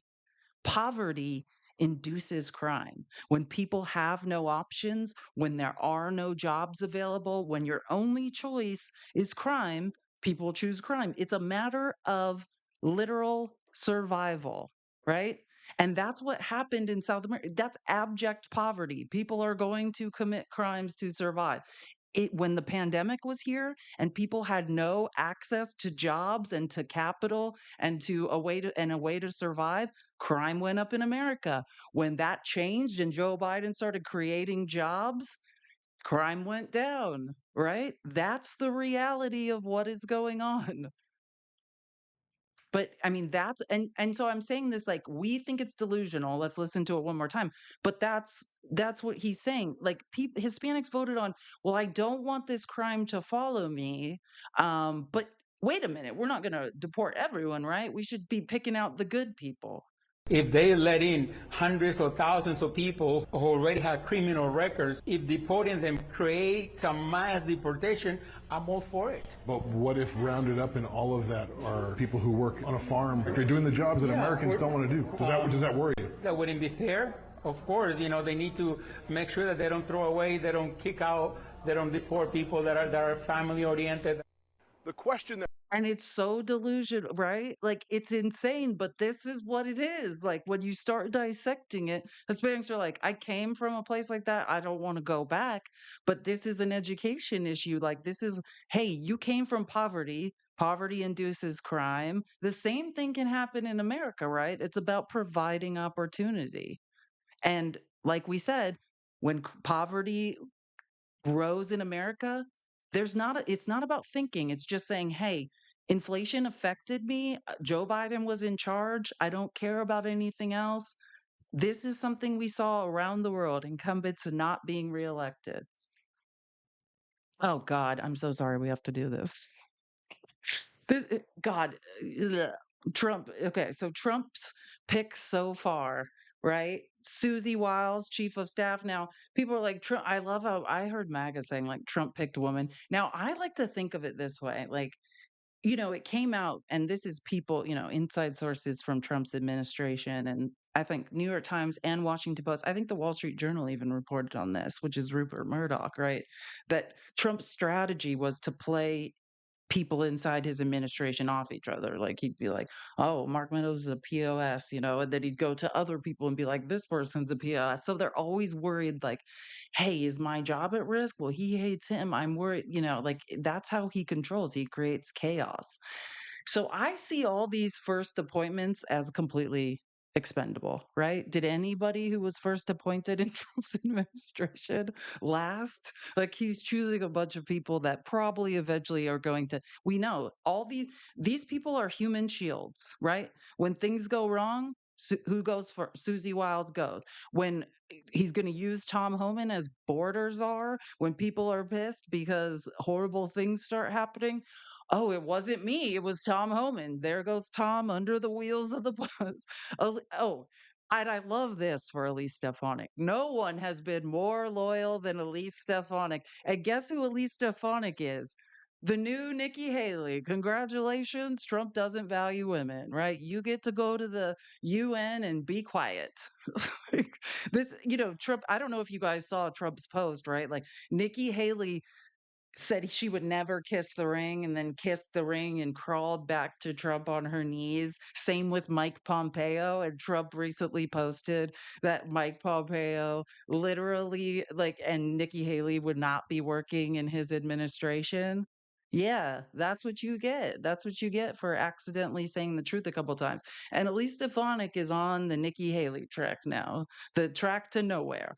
Stephen Miller, right? This is a white nationalist for all intents and purposes, in my opinion, right? Like this is, and I say that because there's Atlantic articles on this. I'm not getting this out of nowhere. Like when Stephen Miller talks, he cites white nationalists, like it's as his sources. Like that is where I'm getting it from. One of the most disturbing articles I read in the last year was the New York Times on Trump's immigration plans, which will be Tom Homan and Stephen Miller. And that's what they were talking about they asked Trump, who should we interview about your immigration plans? And it was Stephen Miller, who was basically citing Tom Homan. So I think it's like they're going to try this mass deportation. Trump's smart enough to know it's going to get wildly unpopular. And then these people will be jettisoned as well.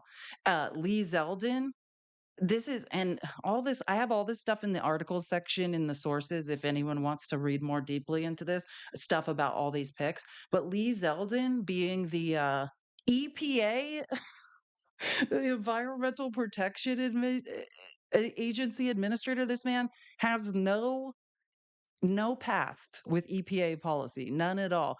And like he was given a 14% rating by EPA Rights Watch Group as far as like people or someone who's protected the environment. Should we put someone with a 14% rating on voting for policies that protect the environment in charge of the EPA?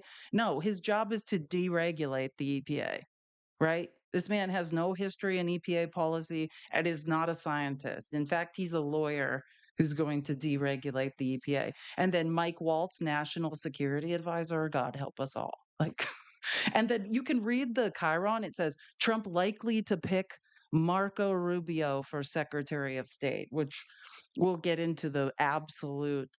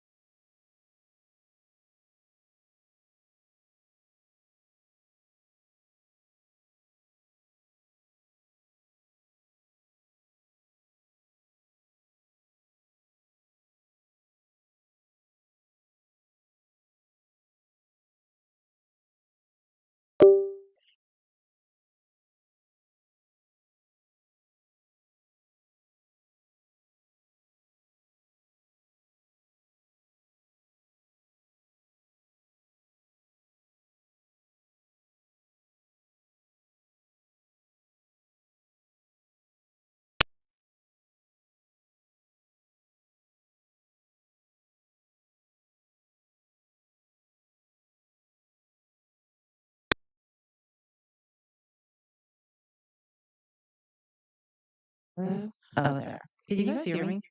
There we go. I don't know what just happened.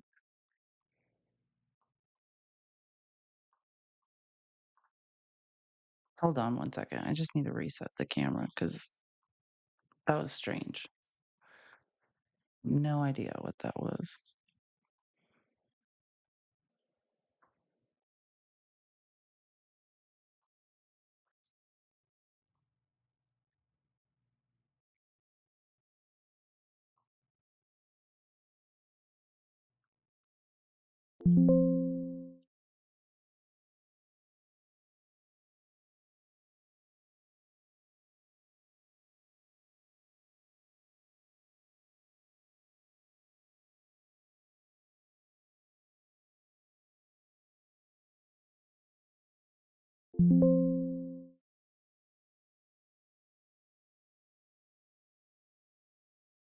Okay, can you guys hear me? Sorry, I have no idea why that just happened. That was strange.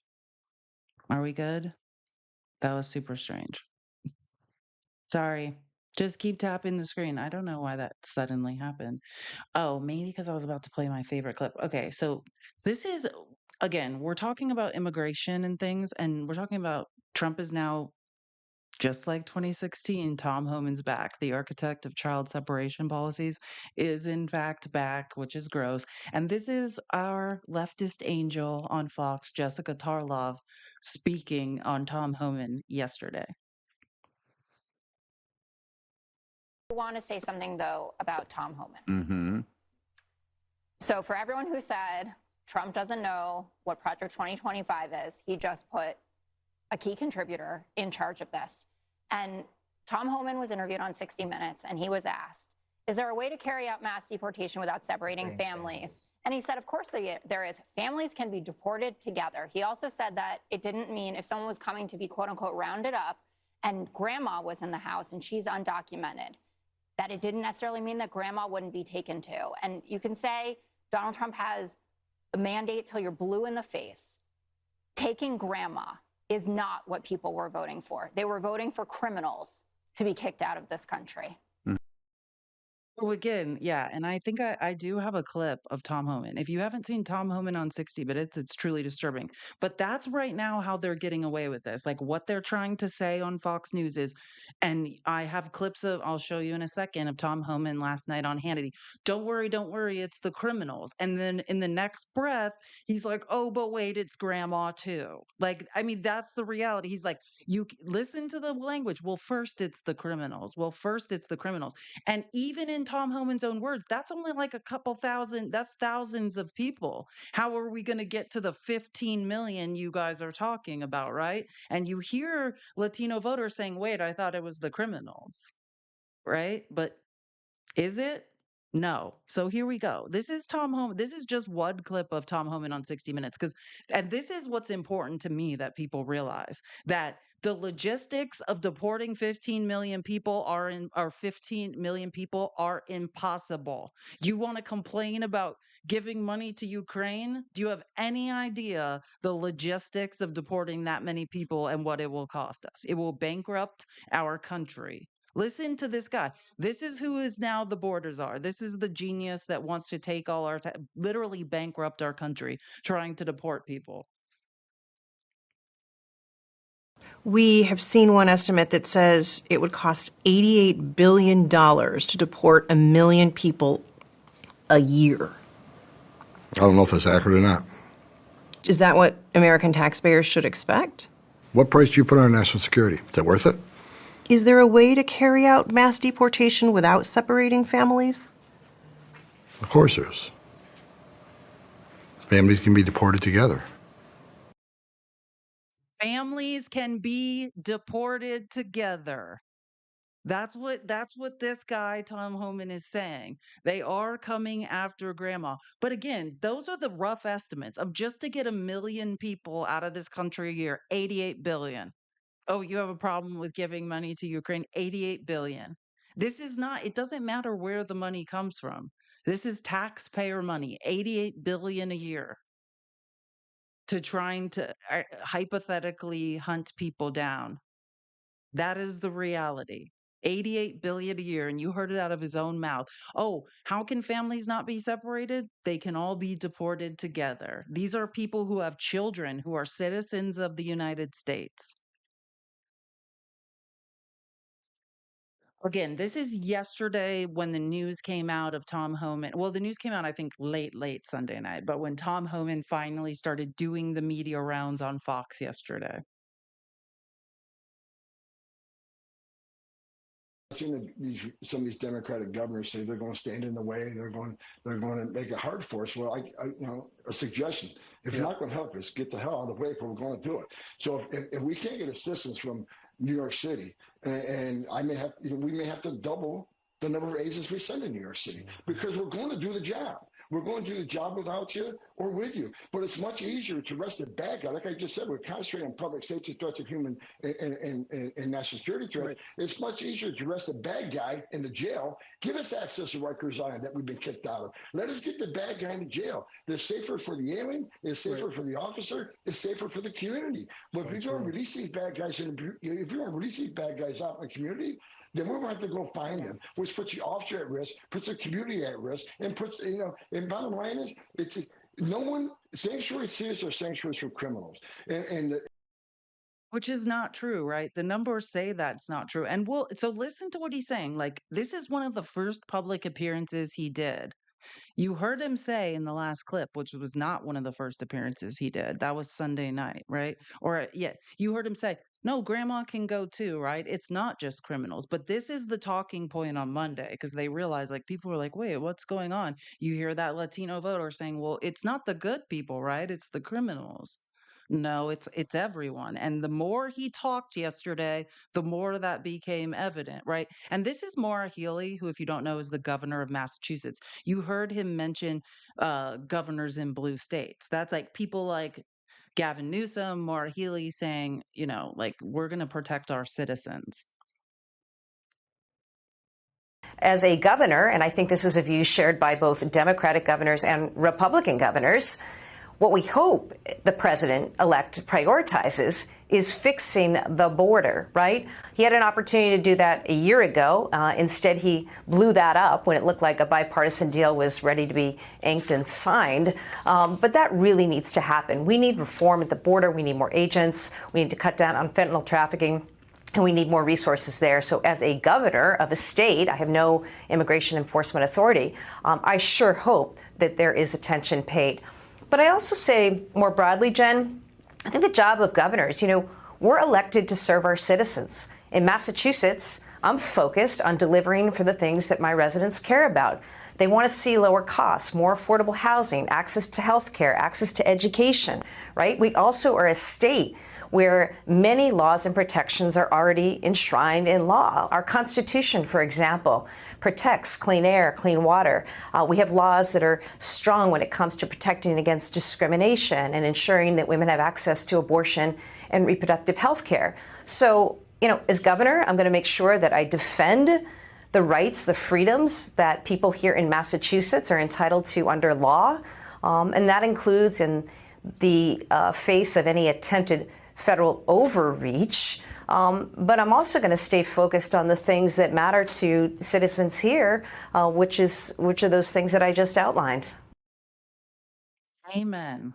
Could not agree more. Federal overreach. And notice when she said it's enshrined in their constitution, access to free water, like our new Lee Zeldin, the administrator of the EPA, this is a man who has a 14% rating for his votes, like when he was in the House, because he voted against clean water. Like that is one of the things that he voted down. That's what Republicans do. They vote against things like clean air and clean water. They vote when they talk about deregulation, no, they're talking about, hey, businesses have been throttled by regulation, which is please don't pollute our water. Please don't pollute our air. Again, so this is Tom Homan last night on Hannity, right? He got progressively more insane as the day went on. I want to say, if you're in the country illegally, you shouldn't feel comfortable. Absolutely not. I won't feel comfortable if I'm in the country illegally. If I'm in some other country illegally, I'm not going to be comfortable. You shouldn't be comfortable either, because when you enter this country illegally, you have committed a crime. You are a criminal, and you're not off the table. Oh, cool. Yeah, that's what you guys that's what Latinos voted for. Get ready for that. Now, here is a longer part of that clip that I think is important to listen to. Oh, wait. First, Zachary sent me a Venmo. It said, F Mary Banish, Scary Lake. God, Scary Lake. Scary Lake has been banished for a second time by Arizona voters. JD Vance and Laura Loomer. Okay, that's so hard. Oh my God. Okay. Oh God, gross. Okay. Oh, it's so hard. It's so hard. Unalive, I think JD Vance has to be unalive because JD Vance is owned by or banished. Sorry, we're not doing unalive, but banished JD Vance because he's owned by a South African billionaire, and that's terrifying. Regardless, um, I guess I will F Laura Loomer. Wait, F Mary. No, wait. F Carrie Lake. God, I want to die. And banish. Wait. I can't do this. Marry. We got. Okay. Actually, I do know. I'm going to marry Laura Loomer. Banish JD Vance, marry Laura Loomer, and I guess F Carrie Lake. Only because if Laura Loomer is doing one service for the left, it is constantly attacking margarine, right? 24 hours a day, Laura Loomer is attacking Marjorie Taylor Greene. And I do think, in a way, it is a little bit of a service. Like, at least she is constantly pointing out that Marjorie Taylor Greene is a hypocrite and a liar. Like, that is the one thing I can say that she is doing. Like, I do live for the constant attacks Laura Loomer is employing against her. But like, let's talk about Carrie Lake has been banished by the American voters, or I mean the Arizona voters for the second time. She now is claiming to be governor of Arizona. I don't know if she's conceded, but she has lost, and not by a little, right? We're talking about thousands and thousands and thousands of votes she lost by. Like Ruben Gallego, like that's an interesting thing. It's an interesting phenomenon is the same voters, the same Hispanic voters that voted for Donald Trump also voted for Ruben Gallego. It's very telling that and I was talking to Fax about something. I was trying to think of another example of who they voted for, but same thing in the Bronx with AOC. A lot of Hispanic voters or voters voted for AOC, but also voted for Trump. And this is something we need to look at and say it's not like in down ballot races, hyper local races. Like absolutely, voters have an appetite for voting for Democrats, right? It's just a matter of what did we miss, which is I don't combating severe misinformation and disinformation and making sure like the truth gets out there. But again, here's Tom Homan more specifically on the horrors of what he plans. Are you planning on deporting American citizens? No, exactly not. Look, the view, it's like the island of misfit toys. They don't know what the hell they're talking about. President Trump has made it clear. We will prioritize public safety threats and national security threats first. And that's so again, what they're talking about on The View is Trump himself said that he's going to do an executive order to end birthright citizenship. It was Trump that said this. That is what they're talking about. The focus would be. And there's over 1.5 convicted criminal aliens in this country with final orders removal that we're going to be looking for.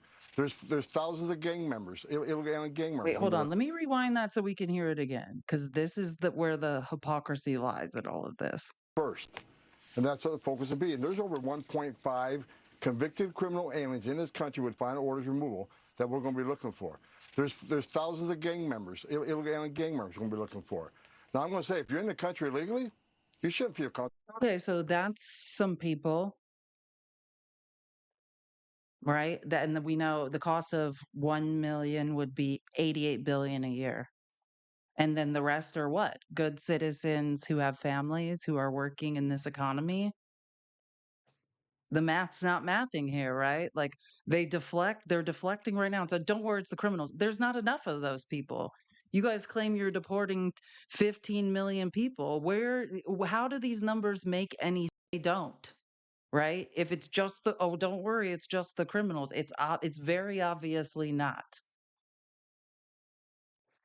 Okay, and here's the second part last night of Tom Homan, new border czar, which he wants to claim it. Let's let him claim it on immigration.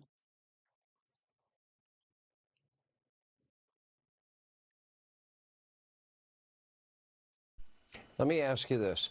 Do you like the idea of maybe giving a grace period where people that As a trigger warning, this is truly horrible what you're about to hear. Keep tapping the screen. I'm just giving a trigger warning because this is true. This is, as the interview goes on, this is how horrible Tom Homan truly is. This is who he is. did not respect our laws, borders, sovereignty, that maybe you give them 2 or 3 months and you say you can self-report and we will help deport you. We will send you back to your home country. And if you do that, we'll put money in your pocket so you can rebuild your life, which would be a lot cheaper than paying for 3 nights at a 4-star hotel in New York and giving them a debit card. And which no one's paying 4-star hotel prices. None of that is true. And it would not be much cheaper. As a matter of fact, it's $88 billion a year. It's much more it's expensive to deport people. A year, after a year or 2 years or 3 years, whatever it is, you can then apply to come into the country legally. If you don't self-report, deport, then you will never be given an opportunity at citizenship. And when you leave, you will never be invited back. You will never be able to apply to come into the country. Sound like a good idea or no? Criminals and gang members get no grace period. But while we're out prioritizing the public safety threats and national security threats, if you want to self-deport, you should self-deport because, again, we know who you are and we're going to come and find you. So if you want to self-deport, that's fine. But criminals and gang members... Now notice, it started out in the morning and in the beginning of this Hannity interview, don't worry, it's just the criminals. Don't worry, it's just the criminals. Now it's like, it's the criminals first. We know who the rest of you are. That is what he's saying. And you could get out of here now or we will come and get you. They get no favors from this administration. You came to this country illegally, which is a crime. You committed crimes against the United States citizens, some heinous crimes. You get no grace period, so we're coming for you. But for those others, the non-criminals, if you want to self-deport, I'm all for it. Because when they self-report, they can put their orders, put everything in order, their family business, if they got homes or whatever, they can put all that in order and leave with their family altogether. It makes perfect sense for the ones that are not criminals and not priorities. How are they going to get home? How do they get home? Well, the ones we're going to arrest, we'll put on an airplane and send them home. And the ones that want to go home on their own, those are the criminals. They found their way across the world to come to.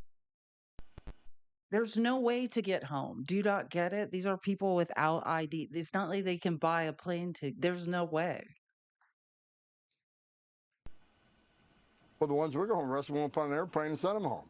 And the ones that want to go home on their own, they found their way across the world to come to the greatest nation on earth. They can find their way home. Either that, or I'll give them a free airline ticket that we put them on our airplane and we'll take them home. It's either way. It's up to them. If we arrest them, a free airplane ticket is $88 billion a year. Please understand when he says free airplane ticket, it is $88 billion a year to deport 1 million people. That's a logistics person who ran the numbers. That's our $88 billion a year. And these people want to complain about giving money to Ukraine. It's a joke. At least. No, it is at least. It'll be much more probably, but that is the low end of the spectrum. 88 billion a year. And he's talking about we'll give them a free plane ticket.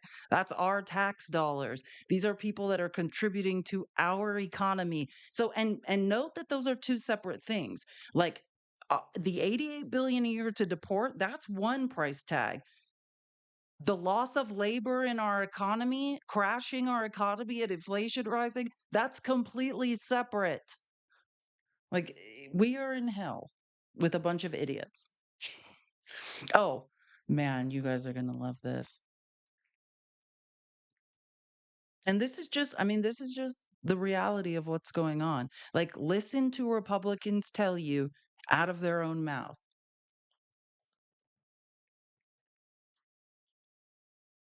I want to talk to the Trump supporters for a minute.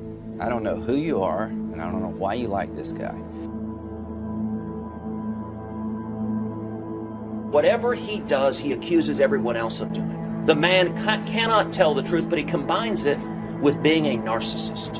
A narcissist at a level I don't think this country's ever seen. And my concern is that he would grab up that power and really treat the country as sort of his little bully fiefdom. Donald Trump is everything I taught my children not to do in kindergarten. He's been exploiting working Americans for 40 years. He's a race-baiting, xenophobic, religious bigot. He says he's for the little guy, but he's actually built a lot of his businesses on the backs of the little guy. You know, Donald Trump the other day said that, it, quote, if he tells a soldier to commit a war crime, the soldier will just go do it. And I don't think Donald Trump has even read the Constitution, knows what's in the Constitution. A toxic mix of demagoguery and mean-spiritedness and nonsense. I just cannot support Donald Trump.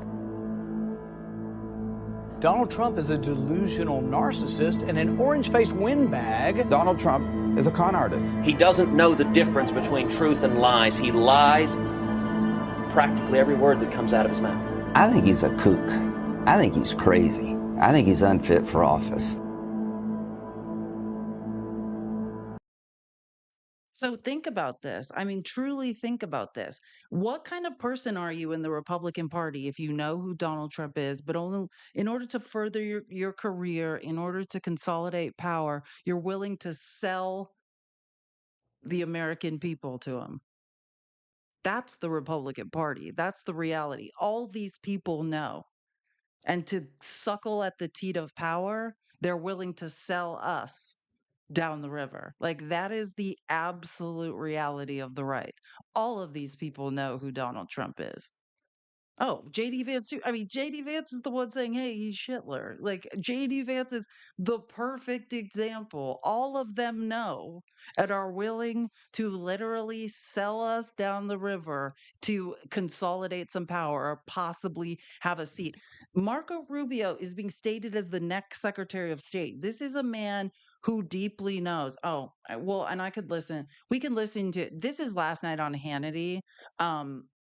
I don't think it's been confirmed, so I'll just play it. But this is Eric Trump being asked because these are the rumors, and it's being reported in every news outlet that Marco Rubio, one of the people that knows better than anyone that Donald Trump is a POS, is now going to be his Secretary of State. By the way, can you confirm, has the Secretary of State been chosen? Is it Senator Marco Rubio? Listen, Sean, I'll let my father confirm that one, but I'm a big fan of the senator. He's an amazing guy. I was just with him a couple days ago. He worked very hard on the campaign, and we're a big fan as a family of the senators. But I'll let my father break that news. Yeah. Okay. So Marco Rubio. So again, this is like a recently released. This is an attack ad Trump made against Marco Rubio. Right? Like, this is the point of Republicans. They're all corrupt. This is an ad Trump made against Marco Rubio in the 2016 primary. Corrupt Marco Rubio has spent years defrauding the people of Florida. As a legislator, he flipped on a key vote after making a quick $200,000 from selling his house to the mother of the bill's lobbyist. He used the Republican Party's credit card to pave his driveway and to live it up in Las Vegas. When he got caught, he said he had used the wrong credit card. But he had used the same Republican Party card for 6 flights between Miami and Tallahassee, then billed the state for the same airline tickets and pocketed the cash until, once again, he got caught. On top of it all, Rubio's been a total no-show in the U.S. Senate, with the worst voting record of all. Marco Rubio, another corrupt, all-talk, no-action politician. I'm Donald Trump, and I approve this message. It's Donald Trump's Secretary of State. This is a group of grifters consolidating power and agreeing not to talk any more shit about each other. This is Marco Rubio after January 6th. We had police officers, the men and women that we walk by every single day that guard the doors and we say hello to, out there with riot gear getting spit on and attacked. Today, not 10 weeks ago, just a few hours ago. And I think it's important to think about all those things on a night like tonight and everything that's happened. You know, I wouldn't even be here today. I doubt very much where I would even have been interested in politics had it not been for my grandfather. He died when I was 14, but I grew up at his knee. He would sit on the porch, he would smoke 3 cigars a day, and he loved history. He was born in 1899 in rural Cuba. It was still governed by the United States. It was a protectorate. 3 years later, it gained its independence and became a republic. During my grandfather's first 60 years of life, he saw his country have an armed insurrection after a contested election, multiple presidents go into exile, 2 military coups, and the rise of a Marxist dictator. Yeah, he wasn't a Marxist. Marxist. Yeah, that's not true. Nobody in this country knows what Marxism is. That part's not true. But imagine this guy after January 6th condemning what Trump did, condemning the insurrection, condemning the coup, and is about to be allegedly Secretary of State, which every major media outlet is reporting on. Now, this is going to literally, you're going to die inside. This is Marco Rubio, who knows exactly who Donald Trump is, that he is a fraud and a liar, is about to be his Secretary of State. Republicans have no spine. They are all grifters.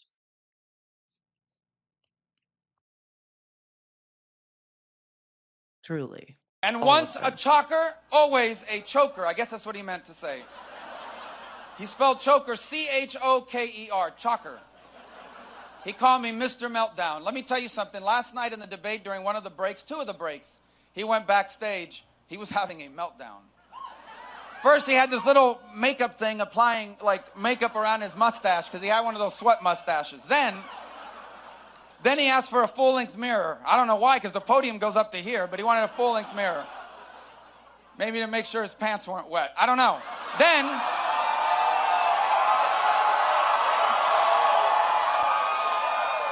the Secretary of Then State. I see him pacing back and forth, and then he's huddled in the corner talking to somebody. He's like waving his arms up and down, and the person's trying to calm him down. So, anyway.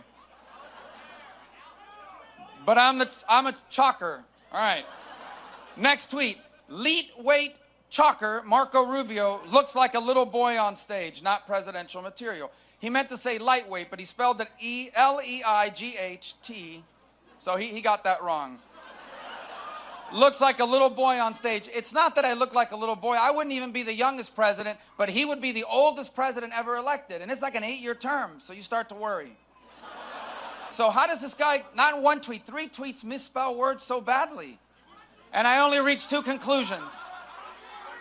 Number 1, that's how they spell those words at the Wharton School of Business, where he went. Or number 2, just like Trump Tower, he must have hired a foreign worker to do his own tweets.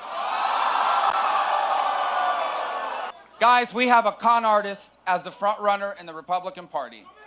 A guy who has made a career out of telling people lies so that they come in and buy his product or whatever he does. You ever heard of Trump vodka?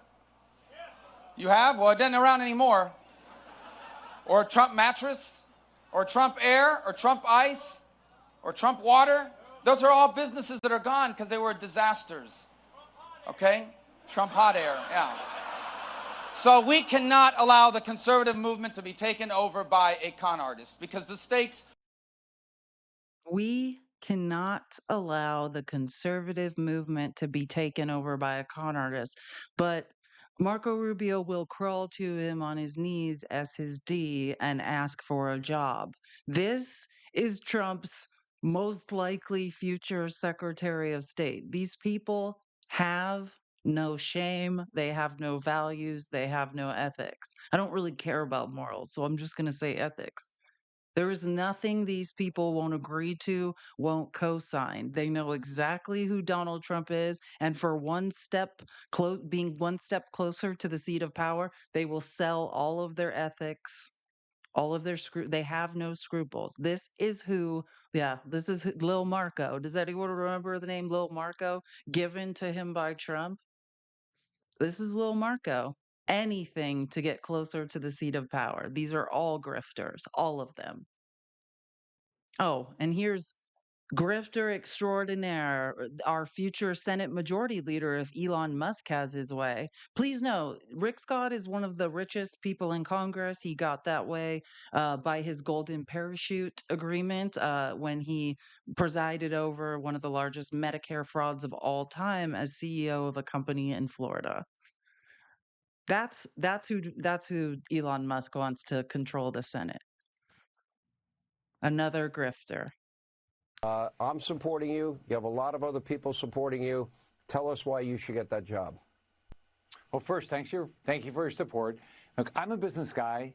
Successful business guys get things done. Successful business guy. The man, you can look up the deposition tapes of the Medicare fraud he presided over. This guy's not a successful business guy. He defrauded the people of Florida. Successful business guys get things done. I mean, in terms of robberies, I guess so. I want the Donald Trump agenda implemented. I want his nominees confirmed as quickly as we can get those nominees confirmed so we can get to work. He's got great nominees. I hope it's true about Marco Rubio. My friend's going to be Secretary of State. I hope that's all true. We've got to get his agenda done. We're going to be able to do some things through reconciliation, everything we can do. We need to maximize everything we can do to help Donald Trump get his agenda done. We had a great Tuesday. We can all be way more excited. But if we don't have the right leader in the Senate, then what's going to happen is all the things that Donald Trump wants to do is going to get bogged down, not going to happen. Nominees won't get done. So I am absolutely committed to do whatever it takes to get his nominees confirmed and get his agenda passed. Gross, right? And our choices aren't great, right? We have Mitch McConnell's golden boy, John Thune, the senator from Texas, John Cornyn, or Skeletor, or the man that presided again over the largest Medicare fraud in Florida history. How will we ever decide, guys? Which grifter should we choose? I don't know. It's like this. Oh, have you heard about the most likely new head of the Department of Homeland Security? The new Mayorkas, Kristi Noem? Dog unaliver, Kristi Noem? I just wanted to play this clip because I think that we should all remember who Kristi Noem is when she doesn't know anything about anything. Just listen. This is Kristi Noem. She should definitely be in charge of the Department of Homeland Security. She's firing on all cylinders at all times. Texas and those 13 original colonies would have never signed the treaty that formed the first Constitution of the United States if they didn't think that their right to protect themselves and defend their own people was protected. So what Joe Biden is doing is he thinks Texas was part of the United States during the time of the 13 original colonies. And this was community noted on Twitter. This was community noted within an inch of its life. Like, people are like, what in the actual F is this woman? Republicans and Democrats were like, what the? This is who is being reported as Trump's Department of Homeland Security secretary. Like, makes perfect sense. Like this, I mean, she thinks Texas was, I guess, the 14th original colony. Like, what could possibly go wrong? And in her spare time, she's writing books and talking about unaliving her pets in gravel pits. Like, I don't see where things could go wrong. Oh my God. Oh, and oh my God. I apologize in advance. This is going to be depressing. So, anyways, meanwhile, in Russia, right? Hold on, let me pull this. Sorry. Meanwhile, in Russia, Putin's presidential aide, Nikolai Patrushev, said, quote, to achieve success in the election, Donald Trump relied on certain forces to which he has corresponding obligations. As a responsible person, he will be obliged to fill them. Now, those are some words. What does that mean? It means to achieve, in order for Donald Trump, this is literally from Putin. This is his presidential aide. saying on November 11th, that's yesterday, if you can do the math, that in order to win the election, Donald Trump relied on certain forces. That's Russian disinformation and misinformation, right? Russia's interference in the 2024 election. That is what they are saying. And as a responsible person, now that sounds a lot like a THREAT, he will be obliged to fulfill them. They're saying, hey, we put you there. You made us promises. Now make sure you do what we told you to do, or we'll release. I don't know if you guys were here earlier in the show, but I showed you that Russian state media is showing a bunch of nude photos of Melania that are blurred out in threat to Donald Trump to say, hey, remember who put you where you are. You will bend the knee. You will crawl on your knees to Putin. Yeah, they cheated. They cheated to get him in office, and Russia's saying, "Hey, you owe us now. Guess who you belong to now?" This is yesterday. This is literally the most disturbing thing. I mean, this is the reality. These statements are coming from Russian state media like hourly. Oh, and you guys are gonna love this because I think we're all going through this, right? Like Thanksgiving's coming up, and we're all upset. Jesse, Jesse Waters' mom. Do you guys remember when Jesse Waters like assumed the role of Tucker Carlson on Fox and he called his mom and his mom's like, ew, you're gross for doing this job? Like, if you don't know, Jesse Waters comes from a pretty like well-to-do New York City family, right? But the majority of them are liberals. So they don't approve of him spreading a bunch of misinformation and disinformation. So this is yesterday, Jesse Waters.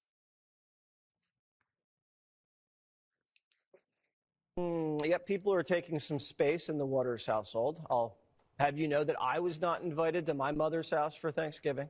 Apparently, there wasn't enough room. She said it was a scheduling situation, and then at the last second invited me to come over on Black Friday. I told her no thanks, I'll be at Best Buy. He's literally uninvited from his family's Thanksgiving. Yeah, thoughts and chairs, Jesse. Thoughts and chairs. Thoughts and chairs. Nobody cares. Yeah, exactly. I mean, his mom told him when he took the job that she didn't like him anymore. I mean, on live air. It was like, what are you doing? So I guess the fact he's now uninvited from his family's Thanksgiving should not be a surprise to any of us. But I do love him for admitting it. And since we need some like good vibes before this all ends, Alex Jones has effed around and found out. Poor Alex. This is Alex yesterday. Alex is having a tough time this week because he has, in fact, effed around and found out.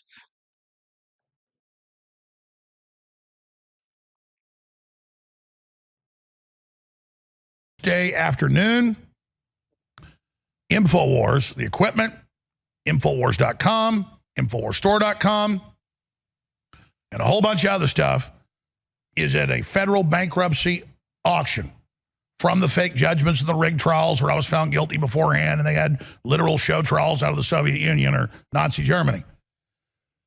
Right when I walked in here during the break after getting a glass of water, saw the auctioneers inside the building going around surveying from the last time they were here to make everything tagged, everything marked.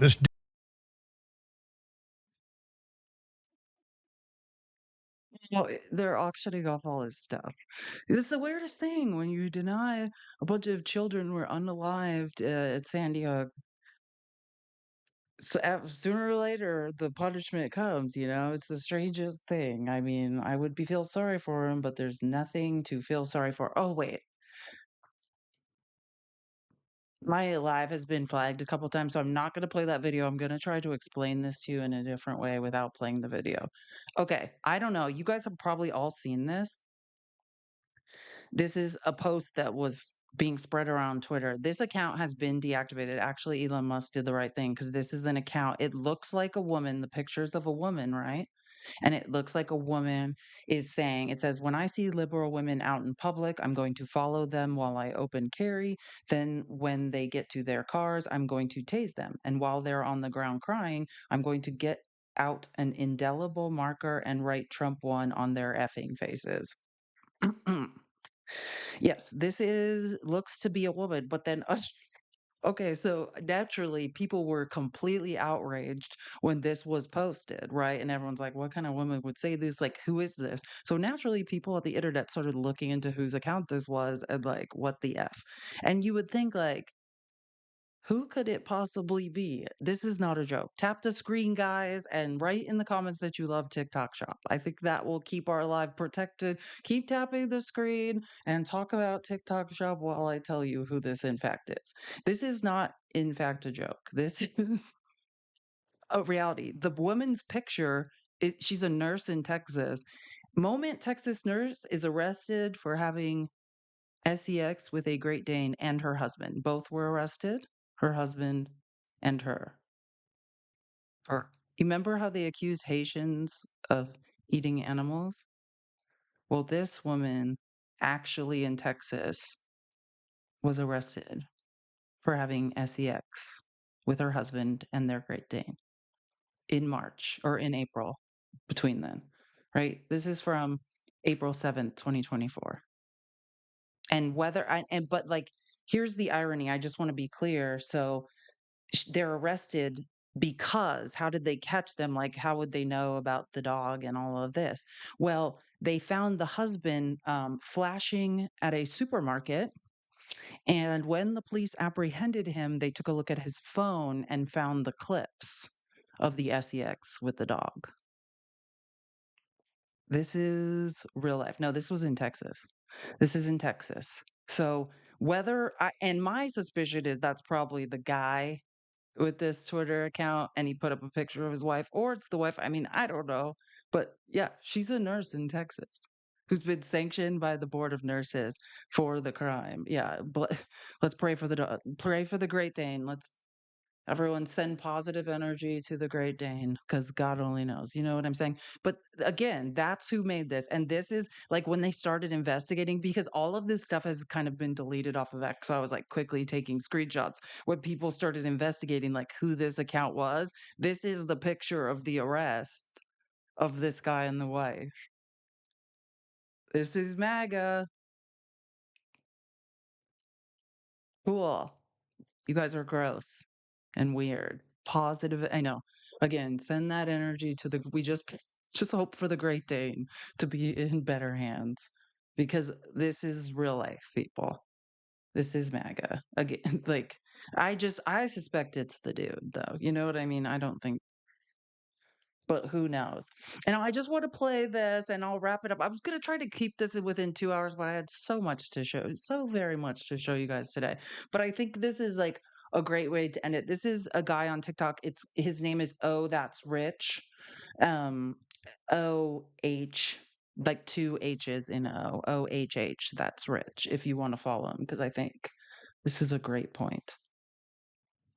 Yeah, I'm calling bullshit on all the Trump voters who said that they picked him because they were better off 4 years ago, or immigration or economics, or that all of the bad shit that he says, that's all just personality issues. It's fucking bullshit. Because even if you believed those things to be true for a second, after hearing all of the insane shit that he said about women and refugees and immigrants, you would go and look it up to make sure. You would do a couple of Google searches to make sure that the shit you think is true about him outweighs the truly fucking atrocious things he said about American citizens. And I know that in a matter of a few minutes, you would find out that Republican and Democratic economists agree that Trump's plans for the economy are shit. You would also find out in a matter of moments that he tanked the border bill purposely so that he could run on racism. And in the process, you'd find out that everyone who's ever worked with him, Republicans and Democrats alike, agree that he's a shit leader. So which is it, Trump voters? Is it reckless negligence or intentional negligence? We actually have to get to the bottom of this. This isn't oops, I took the last donut in the break room negligence. This is oops, I spilled a barrel of gasoline and accidentally dropped a cigarette on it in the break room negligence. This is can't disown negligence. This is you're losing relationships with family members negligence. This is if you're wrong, your country fucking fails negligence. You can try all you want, but we will not be gaslit into believing anything else. Preach. I mean, okay, so people do know, oh, that's Rich. Yeah, if you don't follow him, follow him. He's absolutely great. He's a voice of sanity in the chaos. There's so many great creators on TikTok. I'm going to try to do a better job of highlighting some every day as I do this like news show so we can all stay informed. And again, all of these clips, if you want them, are available. If you would like a link to the Discord where they're available in the live sources section, message at Feliz Navidad Live. This is just a business TikTok account and we will get you a link. What else did I want to say? Oh, yeah. I think I mentioned this at the beginning of the show, but since people are in here now, like I'm definitely thinking of ways to partner with different people to spread messaging and be in different places. So I think you guys know Mandy, creator, blonde hair, amazing with like blue hearts around her name. I think Mandy, and then In Bed with Danielle, who's another amazing creator.